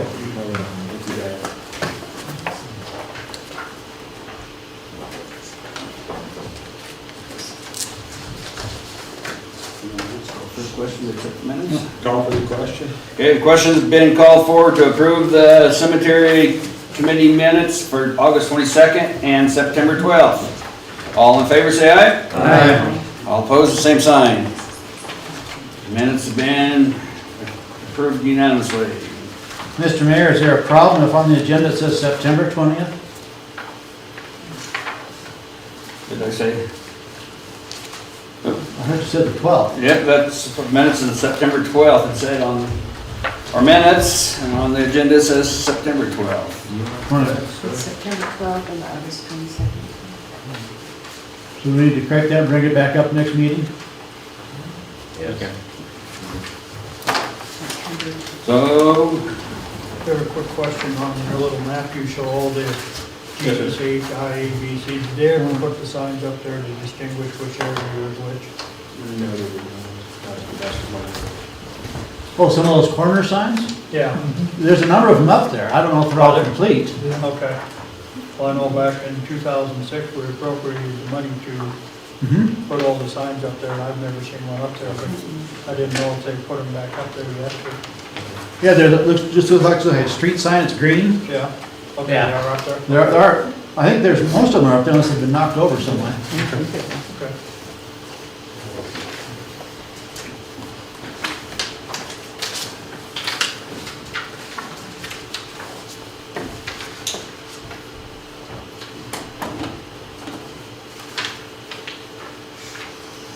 any other questions on our cemetery? Okay. We'll move on to our Parks Committee, Mary Jo O'Rourke.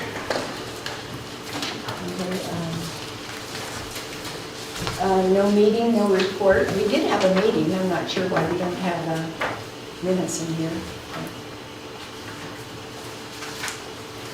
We have another meeting coming up next week.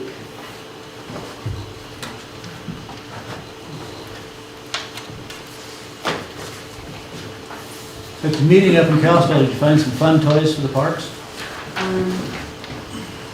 No.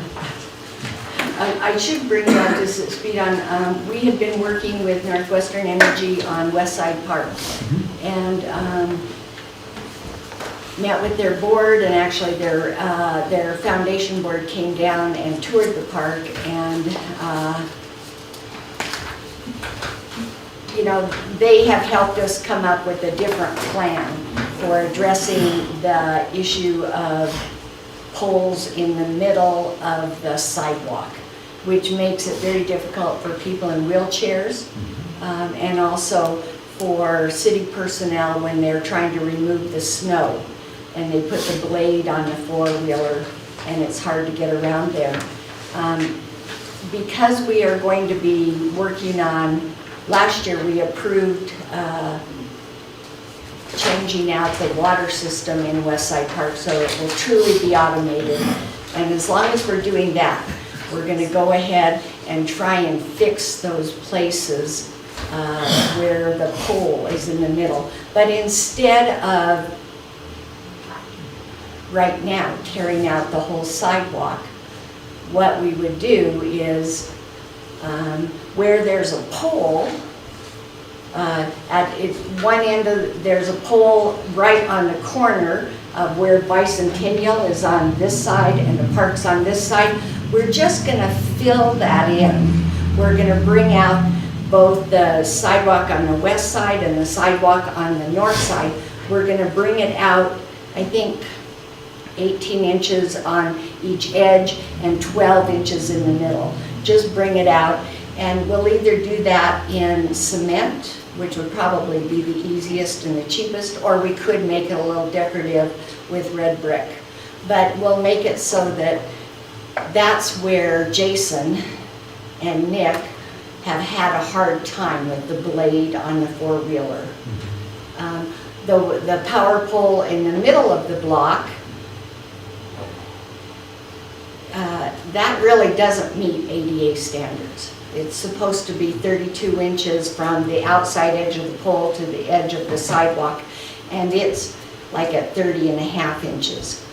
But because they're going to help us with other things, and that's kind of where two sidewalks come together, and we're just going to fill in a little triangle. It'll be, I mean, we'll probably use 1 yard of cement, and we'll be able to fix both of those and do it cheaply. And then they have, Northwestern Energy has promised that when they switch those poles out, and the pole that's leaning, they're going to switch out within the next 3 years. They will take the pole out, they'll have to break up the cement, they will re-cement that quarter, that little, so that's kind of where we are with that one. I wish we could have gotten a new sidewalk, but we can't. I would suggest that you don't do the bricks, mainly because they're hard to remove in a wheelchair. Yeah. And I believe the dimension is 36 inches, not 32, isn't it? Yes. Okay. 38 sidewalks, yes.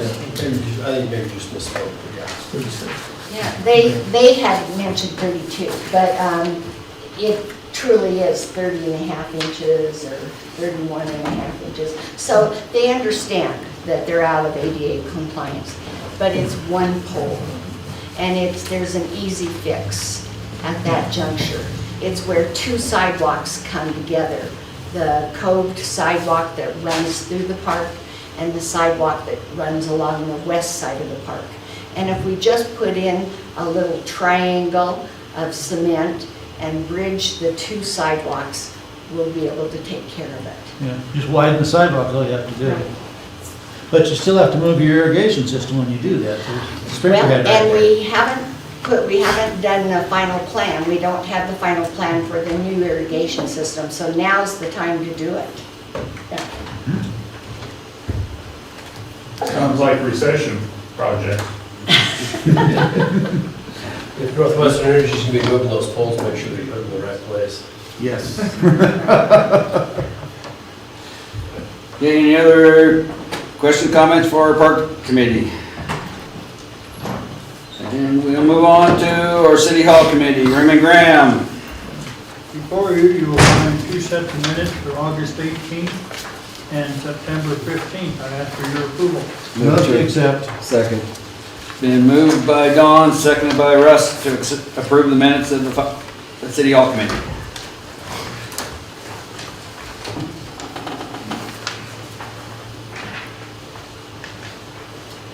Call for the question.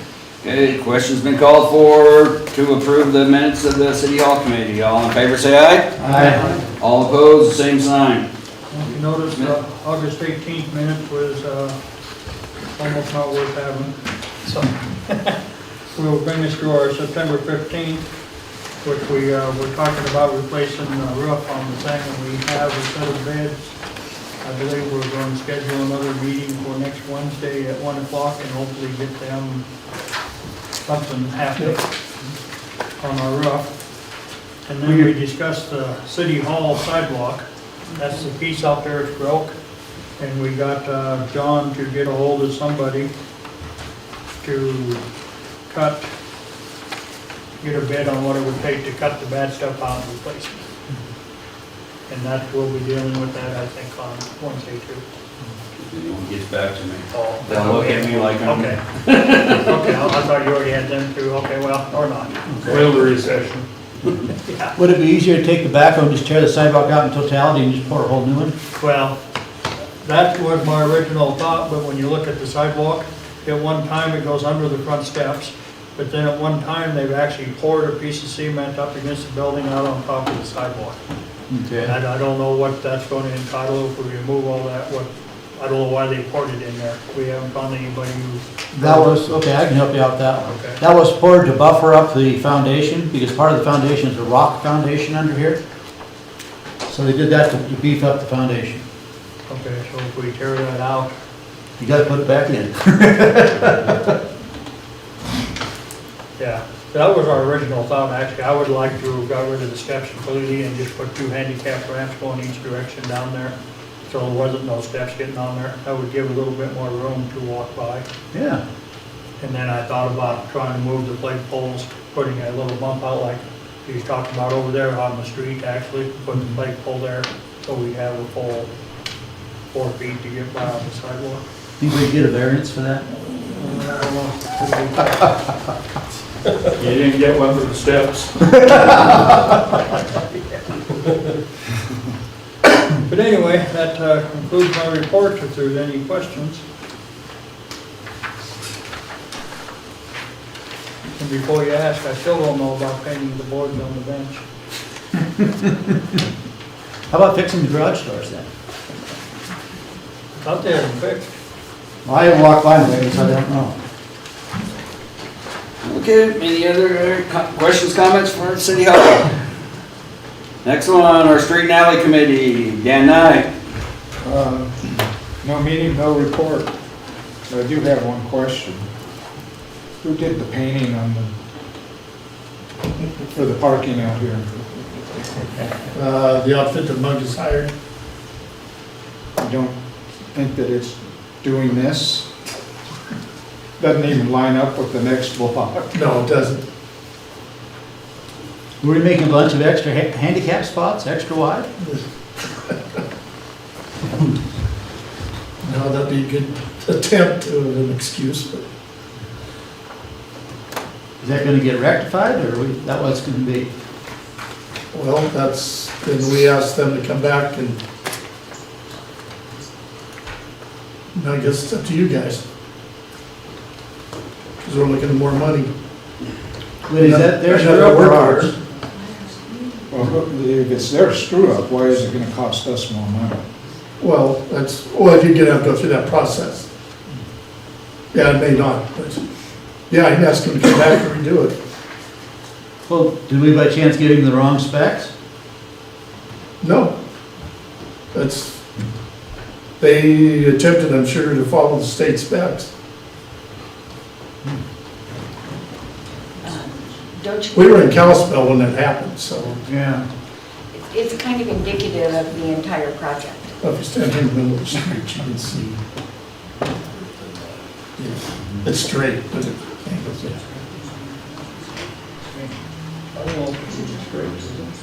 It's straight for a while, and then it veers And then you get to off. the next block and it, On this block. it It's looks right like here. it veers off. yeah.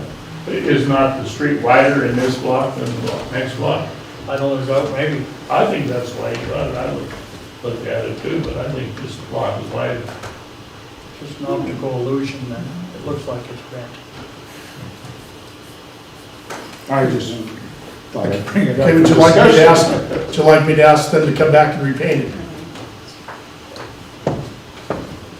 I guess we ought to look at that and see how that drops in with our specifications for streets and parking spots. If it's outside of that, then yes, it needs to be fixed. Okay?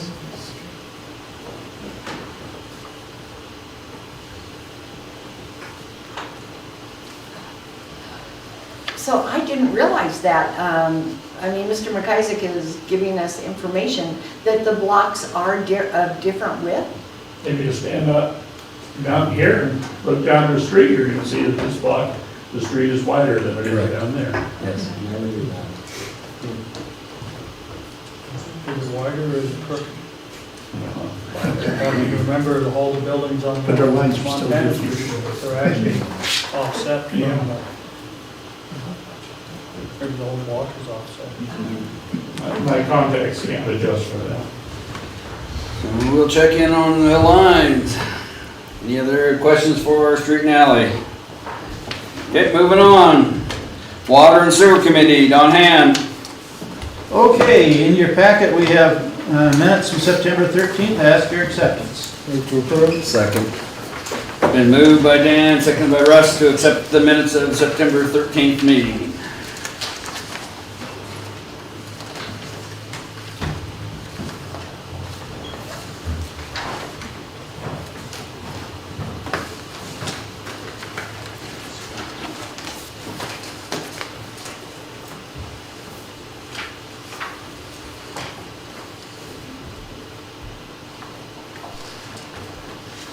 Call for the question? Question's been called for to approve the minutes of September 13th Water and Sewer Committee meeting. All in favor, say aye. Aye. All opposed, same sign.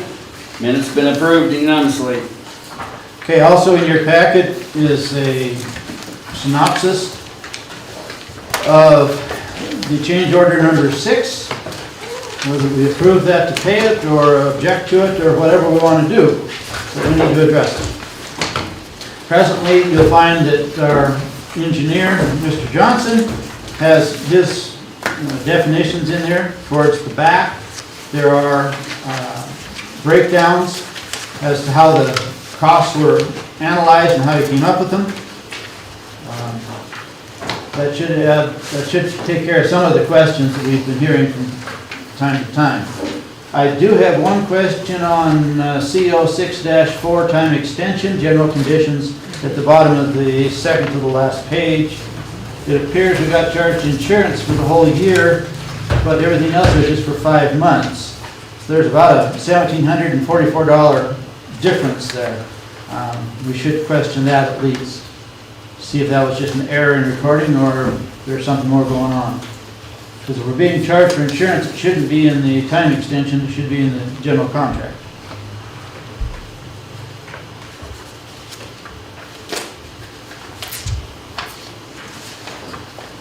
Also, Mr. Hand, when we were doing that, and we talked about doing that extension of time, it was to complete the work at the fairgrounds. I didn't realize when we were voting on that, no, we were voting on an extension of time for Idaho Street. And that's what I've gotten from here, is that when we voted for that extra 2 weeks, on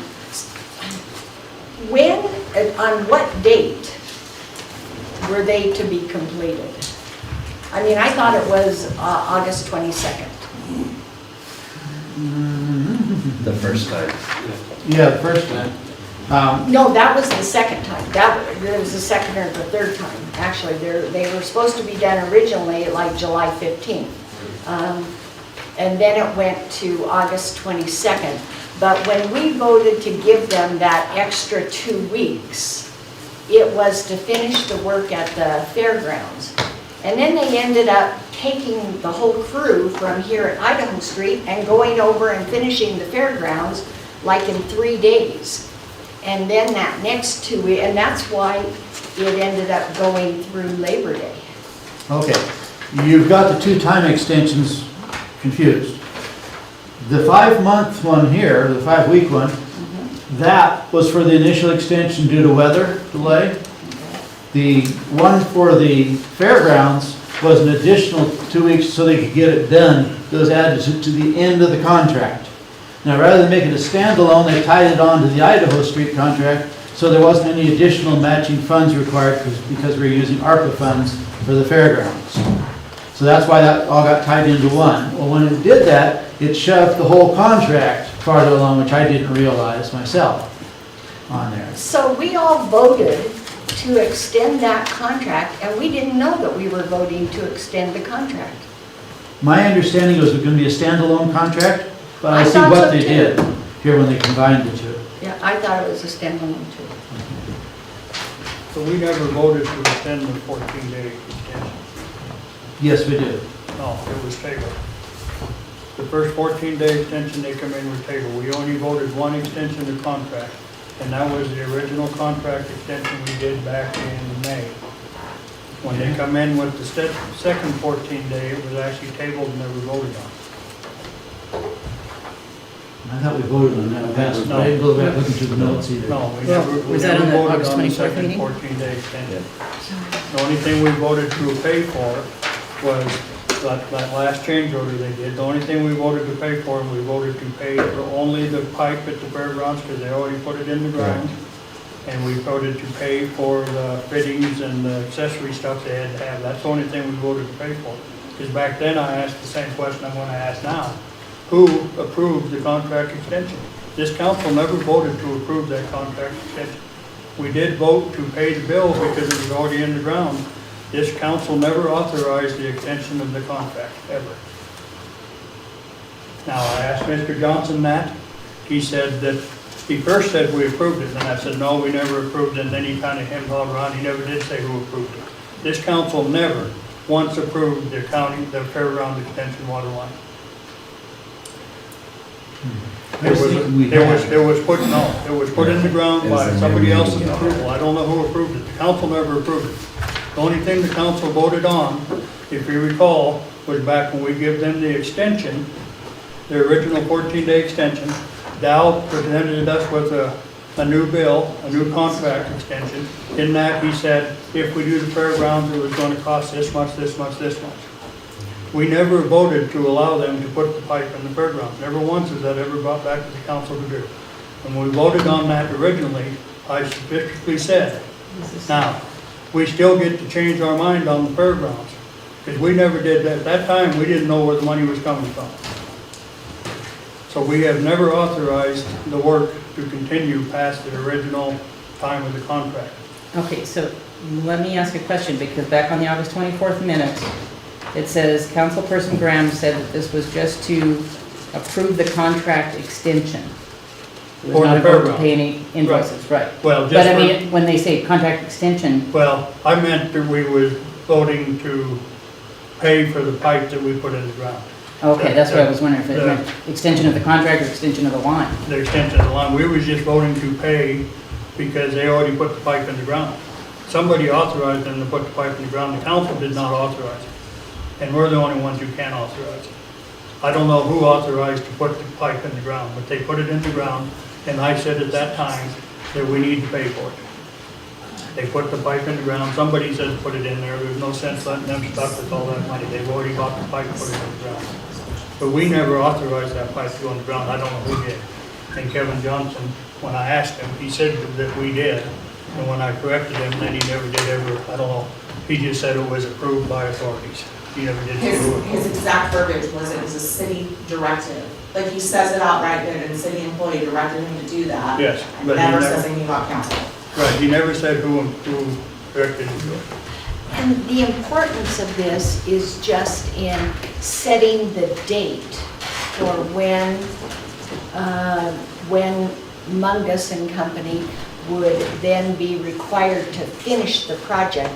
And if they were not finished, then there would be a fee for each day. So that's the importance of this question. The fee has been enforced, and when the city offered a substantial completion agreement, that stopped all the fines. And when did we do that? You'll have to ask the mayor, I don't know when that That's, occurred. the 15th of September when they were finished. Looking at this street out here, I can't say this is substantially complete. I can see a 2-block safety hazard starting at Helena Street all the way down to Glendale Street. Look at the sidewalk. Every one of these sidewalks is on the ice skate rinks. First time the snow falls on them, it melts. The curb is standing anywhere from a ½ inch to 2 inches above the sidewalk. The water's going to sit on there, it's going to stand, it's going to freeze. That is a safety hazard. That needs to be addressed before we call this completed. Who issues the substantial completion? The engineer does, and then they had a list of substantial completion. Sure. And I signed it, yes. Okay, did they, on their list, or their punch list, or whatever, did they have fixing all the safety issues on that sidewalk? They were had all the grout in there, but they didn't say the up and down. I know, but that's going to be an issue. Go out and pour water on the sidewalk and see where it stands. There's going to be an ice skating rink the full length of these 4 blocks, or 2 blocks on each side of the street, however you want to look at it. Every one of these streets out here have got, the curb is 2 inches to 4 inches above the sidewalk. It's going to trap water.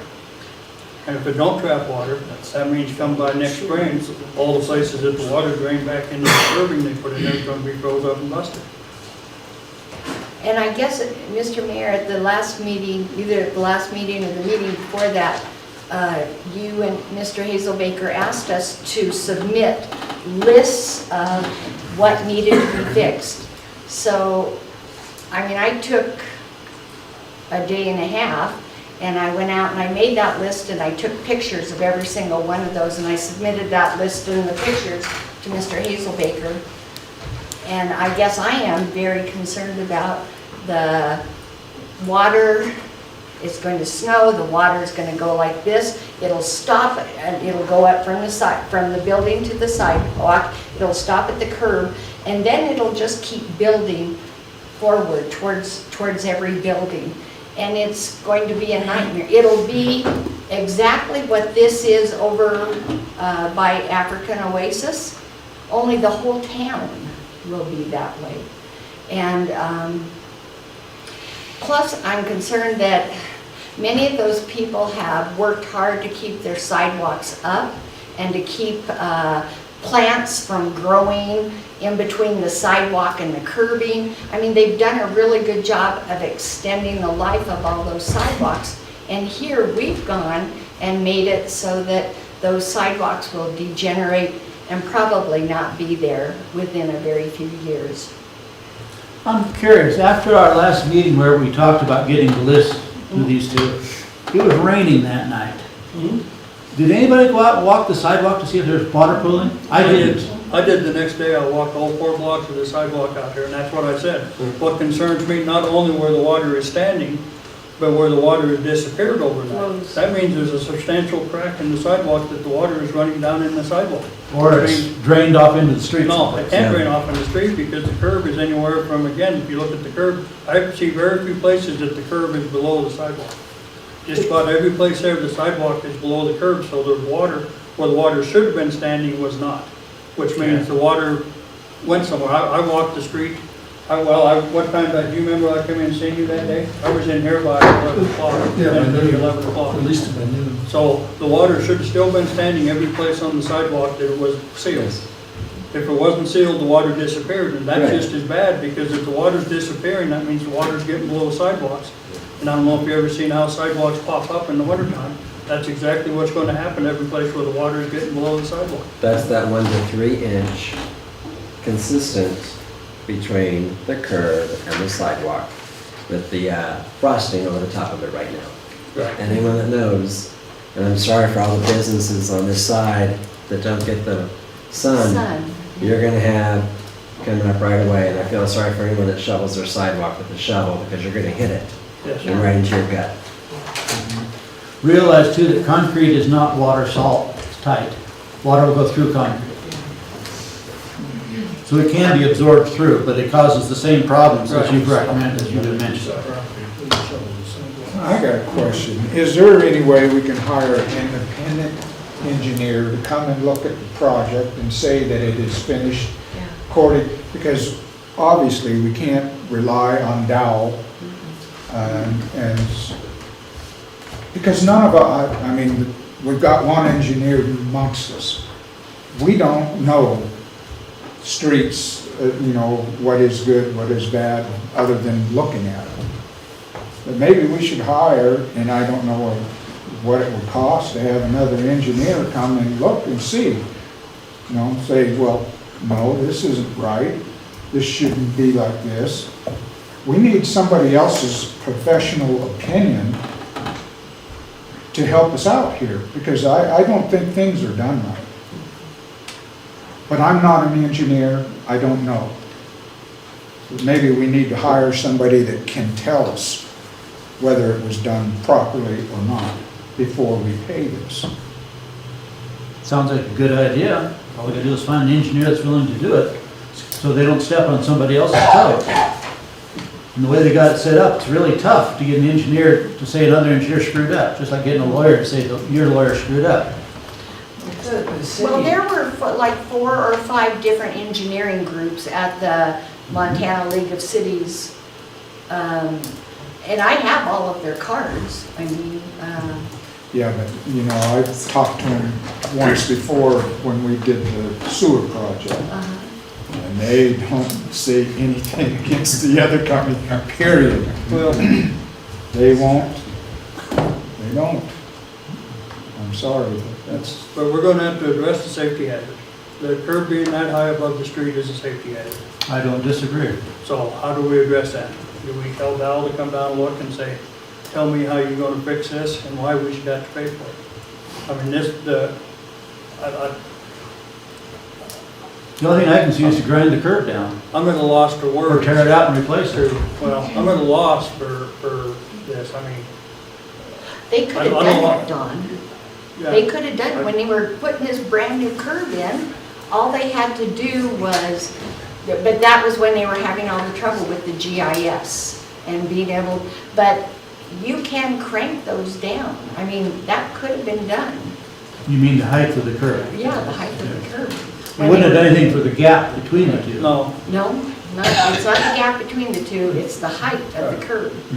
I mean, Well- over on that side, it's, In front of my office, I have a 2-inch Yeah. step up curb, so That's the this dip. winter, when I have to do my sidewalk, if Yes. I'm gone and it melts, there's gonna be a hazard out there. Yes. And then to top it off, they dug underneath that sidewalk and split it down. So what was just a little crack is now about a 1-inch wide gap that you're gonna have water going into, and it's gonna push that sidewalk up after it freezes. So in essence, they screwed up the curb plus our sidewalk. Yes. You know, and it's kind of like, we asked Dr. Micah last time he was here, we were like, hey, where were you doing this? They screwed up your sidewalks. He said he dropped the ball because he didn't realize it was this bad. So, I mean, this winter is gonna suck. It's really gonna suck for the business owners that have to clean their sidewalks. And hopefully somebody doesn't come flying down there with a 4-wheeler and hook part of that curb. That's right. Because there's places where, I mean, I've got a 2-inch gap, but there's Yes. other places, Ron and I walk around, there's like 4 inches. Yes, Like, 3 to 4. it just goes straight up. And- Well, there's someone walking there at night, if they're walking down the street and they trip over our sidewalk, yeah. where's the liability gonna be there? And we were told by one of the people doing the curbs, they were gonna come back and cut the curb flat, but we don't know where that went to. There's got to be codes that address all these within state and international building codes and things. So I'm instead sure of there is some. having engineers come and try and report on each other, if there's somebody from the state that can say, this is not done to code, this is illegal. Well, and we as a city approved a set of drawings and a set of specs on how to put in curbs and gutters and sidewalks. And it's sitting right back there in a book, but those weren't followed. Well, they can't cut the curb and all the things you're talking about because they're built to that spec. So the engineer created a standard. The problem we have is the same as everything. You can't half do a project. So you can't go into a 100-year-old part of town and just tear the street curb and gutter out and expect the sidewalks to fit an engineered set of drawings that meets the standard and the water will flow. So what you're talking about when you say, hey, they could go through and cut the curbs down. They can't go through and cut the curbs down because it won't meet the spec that you're talking about. So we half did the project. I'm not supporting Mungus or any of this project, or I'm opposing or anything.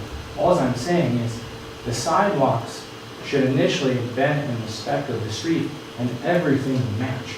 So when they tore the sidewalk out down here, I don't know if you saw it, they were pulling 100-year-old railroad bars and everything. So it's a 100-year part of town that got half a fix-up instead of a complete fix-up. So that was a mistake on our part. So if you as a contractor, would you have said that to your client? I wasn't part of any of that. All I'm saying is I almost would guarantee if someone came and checked the curb, that it was shot with the GPS and the elevation of that curb is exactly the plan that you approved. It's very rare that that stuff is not correct. So the slopes of these streets and the way they were designed and engineered to flow water, so you got water flow down your street, more than likely meets the standards of streets. The problem is that we didn't do the streets and the sidewalks of the whole project, so none of it matches up. And that's a big problem. So I don't disagree. I just would hate to see us spend a ton of money for an engineer to come in and say the curbs were built to the plans that you have. That's all I'm saying. I would hate to see the city spend much money. So there is a problem. I don't disagree.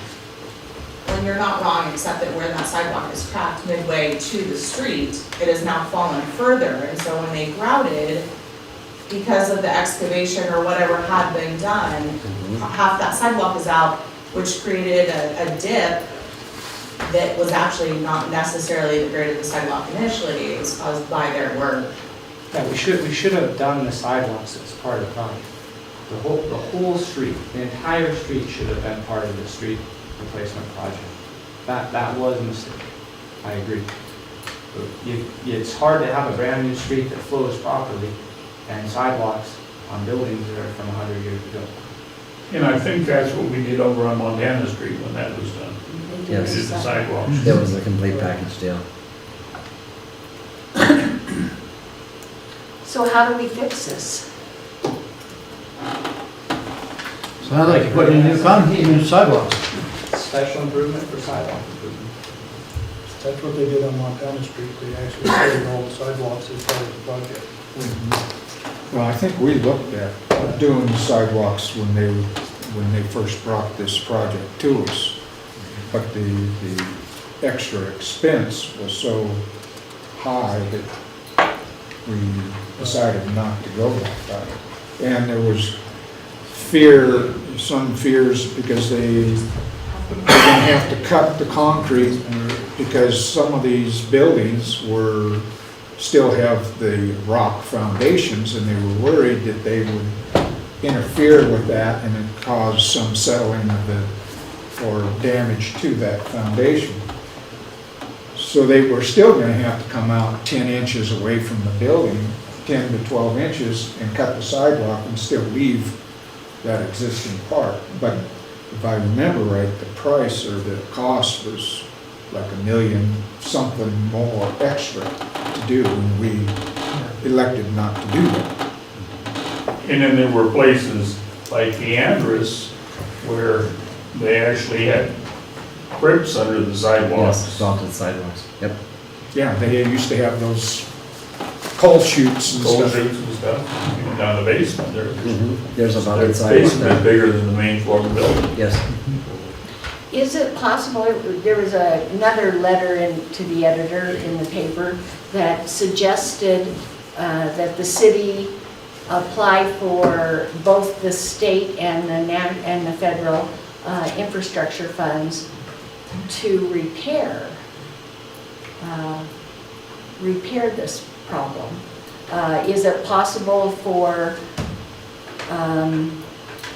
dare I say, street and alley or water and sewer? I mean, Parks would be happy to do it, but, you know, it really isn't Parks. But, you know, for someone to write a grant for those infrastructure funds for $1 million, or even if you got 500,000 and you did a SID, but you had $500,000 in carrots to bring to downtown, then it would be an easier SID to sell. But I would go for the whole banana. I mean, I would go for the whole $1 million right off. I think most of them grants that we're talking about require a one-to-one match. So, Well, but is that possible for some committee to at least explore the possibility of applying for those infrastructure dollars? They're going to every other town. Yeah, Streets and Alleys can take a look at that. Okay.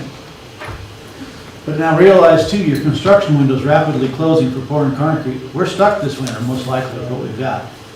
An unpleasant thought in my mind. But I don't think you're gonna be able to do much. Even using hot concrete, I'm not sure you can do much. Well, but at least if we got a plan going. That would help. Yeah, that would.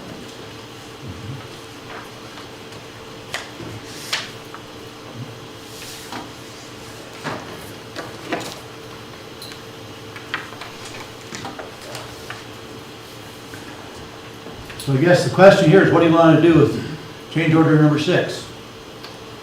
We'll take public comment? Yep. You have any comment, Ron? You've been standing up there a while. Yeah, no worries, all good comments. So when we started talking about item number 4, I wanted to let you know that I couldn't be with you 2 weeks ago, so I had made a copy, 1 page out of the contract that had to do with the office that contractor was charging nearly $5,000 for. When I read that page in the contract, it didn't seem right to me. So I had sent along with Councilwoman Armstrong 9 copies of that, just for you to take a look at, review. I think that probably may not have happened since you changed the forum or the format of the meeting. So I just wanted to pop in again tonight to bring that up. I don't know if it should or shouldn't be, but I'm just asking you to take a closer look at that. Based on how I read it, it does not look like it's our bill to pay. I mean, that's a substantial amount, $5,000. But I could be wrong, but I'm just asking for somebody that's sharper on these topics to take a look at it. So, and I've got it's section 01560 of field offices and general requirements, portion of the contract. Does everybody, did you get a copy from last time? You still have Well, it? yeah, and we didn't have the meeting and Yeah, right. it was not, so I've still got them here. I brought them with me tonight, but I didn't hand them out since it wasn't actually on the, and then I was talking to Sky about it as well as Dawn and Russ here, because there seems to be a difference of opinion on how you read this. Yeah, and there's just 3 sentences I'd like to read to you real quickly. The first is, the contractor shall be responsible for supplying his own office and any storage sheds required for storage and material equipment. The middle of the page, the contractor shall provide an on-site office for the owner's RPM or the resident project, RPR, resident project representative at the site. And down below it says contractor shall provide and pay for power, local phone, internet service to the office. So, like I say, I could be wrong on that, but just please take a closer look at it before you vote to pay it. Thank you. Thank you, Ms. Armstrong, for bringing this to my attention too. I agree with you 100%. I have not had a chance to cross-reference this with section 10.01.A.5.B, which they reference in the letter. But it seems pretty clear by the language that these expenses are on them. So I have to agree with you.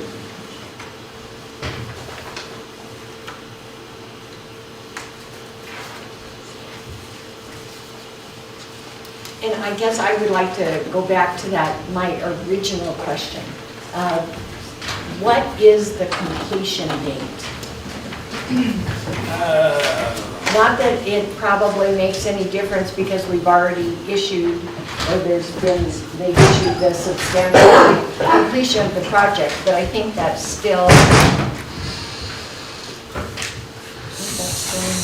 September 7th, I believe. 6th, 7th. 6th of 5. see, when it was discussed, I thought that we were giving them that 2 weeks to do the fairgrounds, not Idaho Street.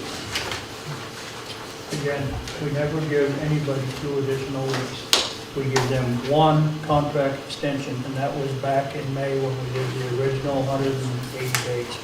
There has never been another contract extension approved by this council. Now, if somebody else gives them a contract extension, I recommend they get their checkbook out. The council did not approve another contract extension outside the original contract extension, ever. We did not approve them to lay the water line in the county fairgrounds. We did authorize to pay for it because they already did it. The council never approved it, never voted on it. It was never brought to the council. There was never an extension other than the original 180 days or 90 days, or I don't remember what the extension, there's been so many different numbers. And at that time, the original contract date was in the end of August. And then they added 14 days on and brought it to September, and I don't know who added that on. Again, whoever added that on needs to pay the bill. The council did not do it. It was August 22nd was the original, or was the second The date. extension, yes. The extension. They approved. Yeah. That was the only thing we approved. Everything else was tabled. Yes. And if the council wanted, I know this kind of might be time sensitive, but if the council wanted to continue this matter, I'd be happy to sit down with you guys next week, go through some minutes and get a better timeline of exactly what those dates are, and then maybe be able to have a better idea of how much we're going to be able to take off the, whatever the contract might be, with whatever penalties we might have to pay. And Christina has flagged a whole bunch of things already. Well, then, something else we need to be looking at, and I brought this up before we give the approval, and I was assured at the end of the contract, there was something in the contract that we could go after the additional funds that it cost us to hire Dow for the extension. That was close to $200,000 if I recall. That the city shouldn't have to pay for that. I mean, that should be coming out of the contractor. You know, we extended the contract because the contractor did not fulfill his obligation. And it was no fault of the city that he didn't do it. You know, one of the faults I understand was his subcontractor was 45 days showing up late so there's 45 days of contract time that was tick, tick, tick, tick, tick, that they were not working on the street.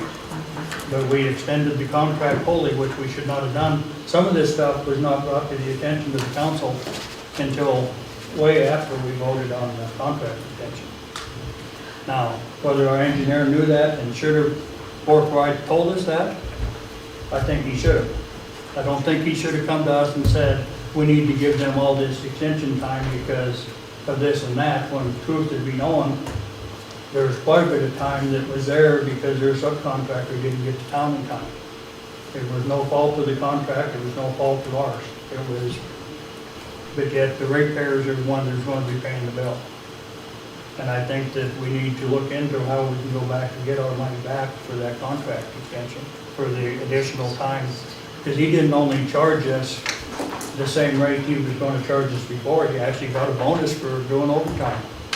If you recall, the original estimate was 100 and some thousand, and he was charging us 200 and some thousand. On top of what, for doing the same thing he was going to do last year. And so there's a lot of added money there. I think we should find some way to recover that.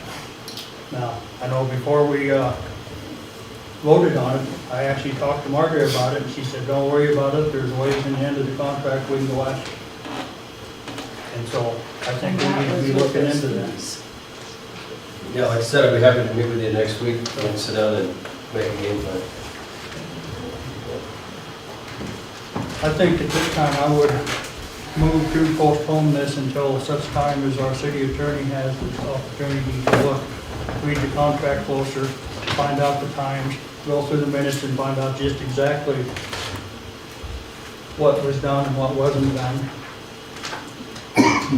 So we have a better idea of what we're talking about. I'll second that motion. Council, Mayor, can I just seek clarification on this one? So on the meeting on September 21st, when everyone was asked to go out and look and survey what needed to be done, the substantial completion date was already confirmed as for September 15th prior to that meeting and asking the council to verify what was done. Then it was August. We didn't know that. That's why I'm seeking clarification. I didn't hear you state that you signed Because, off on that. yeah, they have a substantial completion date with a bunch of punch lists of the things they need to rectify. To which you signed off on September 15th. I think we were trying to That's run what you the just said? substantial completion that, Okay. But we asked for the council to confirm that that work was done on September 21st without mentioning that we had signed off on substantial completion of this work, right? Is that what I'm understanding? We didn't know it was done. I think if I might clarify too, I think those things that they were asking, and I was, would be items that were on top of the substantial completion. And You know, normally I added to think the that's, punch list of things they needed to tidy up and finish. understandable, but that night it was brought up because people were expressing safety concerns and hazards that were still done. And it was never mentioned at that point that it was signed off as having been substantially completed. And there was a question of August 22nd versus September 6th, and it was something that we were talking about, and fees and penalties were discussed. It was never mentioned that it was already signed off as having been substantial completion. When this council was asked, hey, if you're concerned about it, go take a look. I'm surprised that it wasn't mentioned that night, and then it was just kind of mentioned in passing tonight, and I just wanted to make sure that that was in fact what was said, and also what was done by this council and or Mr. Mayor who signed off on that. Yeah, okay, thank you.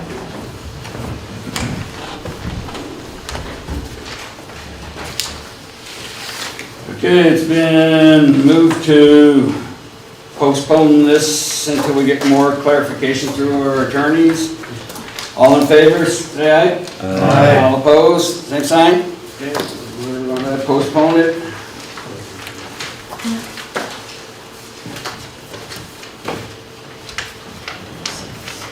Any other things from our Water Sewer Committee? Nope, that completes my report, thank you. Okay, next item, public comment of items of significant public interest not on the agenda but within the jurisdiction of the city.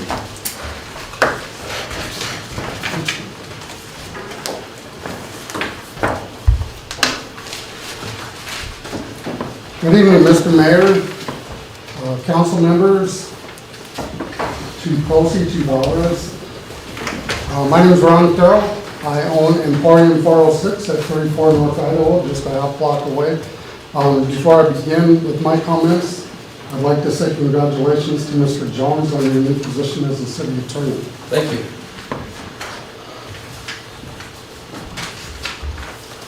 The street project, for all intents and purposes, has been signed off on it and is considered completed. However, the businesses are not completed. I've been at every meeting minus one since construction began in April. At nearly every meeting, I've talked about the negative financial impact that it was taking on specifically the downtown businesses. As I progressed, I became aware of the ARPA committee, hoped that we might be able to work with them, but also understood that they had limited funds, with Council Member Schwant chairing that committee. Put together two ARPA proposals for lost revenue for 5 businesses on my block, 2 separate proposals. The first one, and of course, updated it as we got further into the tourism months, or what would have been our tourism months. And I attended 2 meetings with ARPA, realizing that the needs of the many outweigh the needs of the few. I expressed that to Chief Closey. I fully get that we can't help everybody. We need a fire engine, and that's got to come first. And I understood that, and so did the businesses. However, that being said, the businesses are still struggling, especially this block that was shut down for nearly 22 consecutive weeks. So I think that there might be a misunderstanding out there, maybe among some of you, maybe the general public, that now the street is back open and we're good. Well, we're not good. We're not good at all. We need to recover some revenue. I'm still attempting to recover 75% of my lost revenue. My total lost revenue is over $20,000. I'm down 70%. I cannot keep my doors open on 30%. I've said that for a few months now, and I think y'all understand that. I'm encouraging other businesses to recover 75% of their lost revenue. I could talk for hours on what we should have done when we originally put this contract together. Maybe we would have been wise to build in some type of a stipend, that if this thing went off the rails in the manner that it did for so many reasons, that those small businesses would be protected so that we wouldn't be struggling for survival like we are right now. And I'm not the only one. I'm probably the most vocal one and the one that you've seen, but there's a lot of businesses struggling as a result of this, unfortunately. I told you from the beginning that I would be totally transparent with you. I'm an honest individual, and I'm a proud member of this community. I use my business as a platform to do good things for my community, and I want to continue to do that. In doing so, we've got to find some money. We've got to help these businesses, however you go about it. You've got to do that. During the next 2 weeks, 2 to 3 weeks, I'm going to be visiting with all the downtown businesses for one reason and one reason only. I want to know if anybody else lost revenue as a result of the street closures, the project.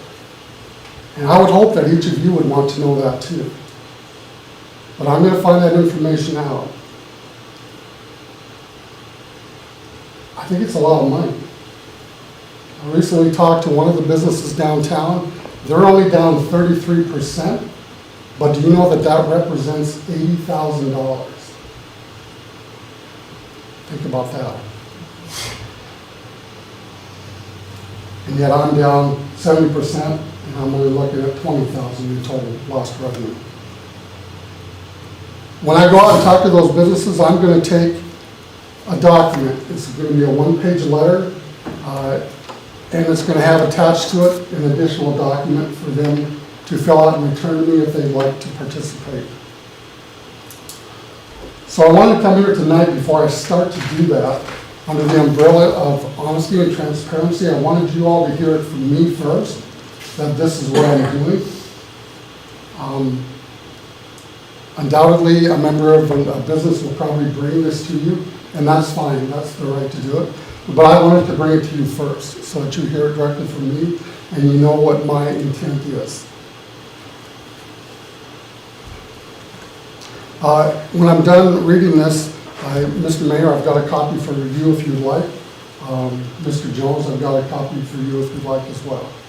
So this is a letter I'm taking around to the businesses. It is addressed to the Downtown Dillon Business District and business owners and managers. The subject heading is Request for Financial Assistance from the City of Dillon for Downtown Businesses. Dear business owner, the 6-month water main replacement project has had a devastating negative financial impact on many downtown area businesses, resulting in critical levels of lost revenue. For some businesses, their street has been closed for nearly 22 consecutive weeks. I believe our city leaders have been negligent and have allowed this to happen by not providing effective and efficient daily and weekly oversight on Dow Inc., the engineer company, and on Mungus Construction, the contractor, to ensure that they were working within the scope of the contract in meeting their predetermined project benchmarks and timelines. This project, in my opinion, was poorly planned and even more poorly executed, with minimal and ineffective communication with the businesses affected downtown. The end result has been the forfeiture of our much relied on tourism season, the revenue in downtown Dillon that we rely on to keep us going through those slow months. In turn, this has crippled our downtown economy and has left many small businesses, including mine, now struggling for survival with no offer of financial assistance from the city. I'm currently in the process of meeting with all interested downtown area businesses who are negatively impacted by this project. If you are a downtown business who is open to the public with regular scheduled operating hours during these past 6 months, and you experienced a loss of revenue due to the street construction and street closures, and would like to attempt to recover at least 75% of your lost revenue, please complete the attached flyer, sign it, date it, and return it to me no later than November 4th. I will then compile a list of all the businesses who are requesting financial recovery from the city of Dillon. When that process has been completed, I will request to be placed on the next available council meeting agenda, where I will make a formal presentation to the mayor and to the city council requesting to be reimbursed for 75% of our total lost revenue. I want to make it absolutely clear that this is not legal action and this is not a lawsuit at this time. I will merely be asking the council and mayor to do the right thing by shining a spotlight on this issue and acquire the necessary funding to provide financial assistance to the downtown area businesses who have been devastated by this project. Rest assured, my actions and approach surrounding this initiative will be fully transparent and professional on all levels and at all times. Please feel free to contact me. My phone number and my email is contained within the bottom paragraph of the letter. Signed, Ron Carroll, Employee 406. The second page that's attached is request for recovery of lost revenue. If those businesses want to give me their total lost revenue, they'll fill this out, return it to me. What I will do then for you is I will roll up all that data. I've asked for their total lost revenue, and then I've asked them to compute 75% of the lost revenue. I'm going to ask the business owner to sign it, date it, and then I will keep the hard copy, furnish them with a photocopy, and I will be happy to turn all that over along with my presentation that I do to the council.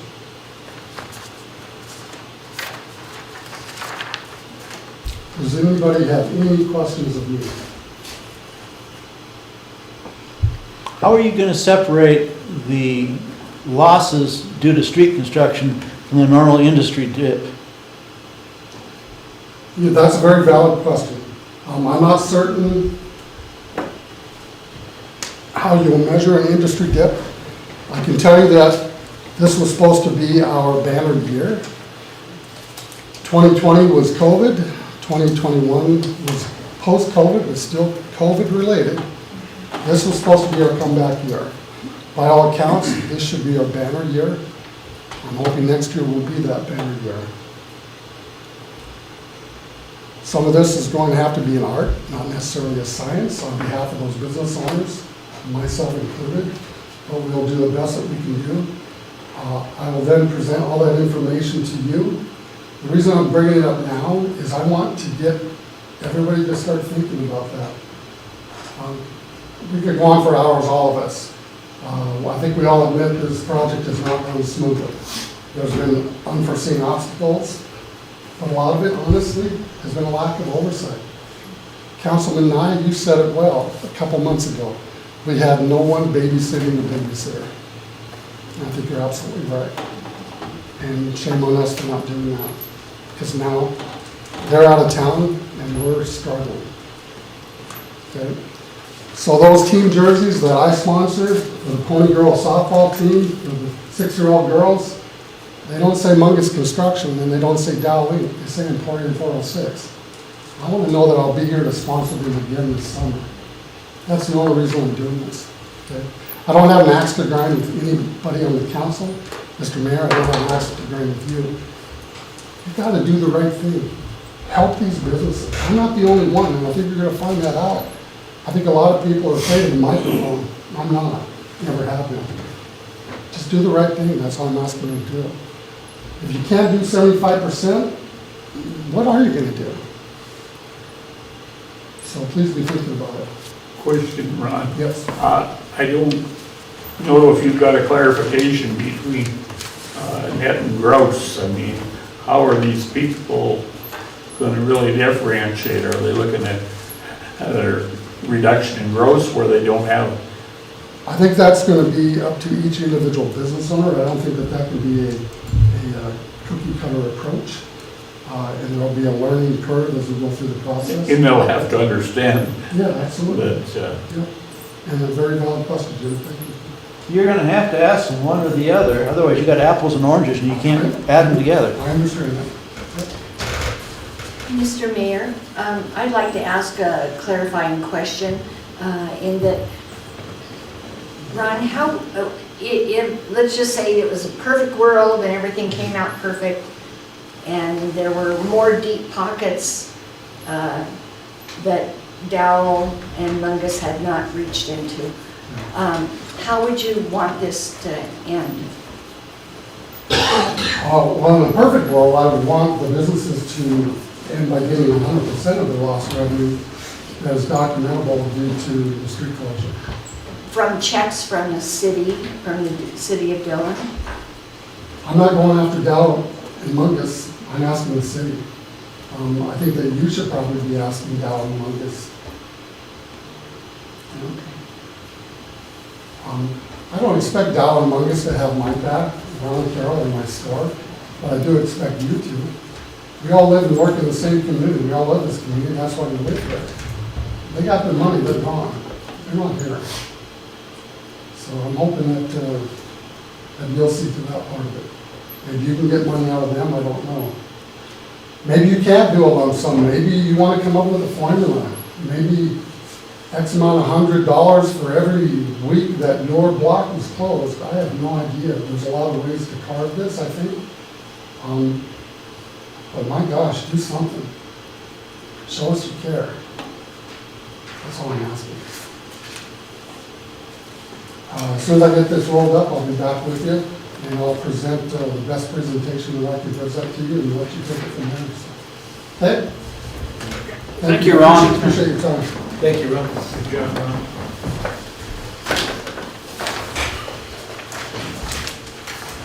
Any other public comment? Seeing none, move for adjournment. Second. Been moved by Don, second by Dan to adjourn. All in favor, say aye. Aye. All opposed, same sign. Meeting is adjourned.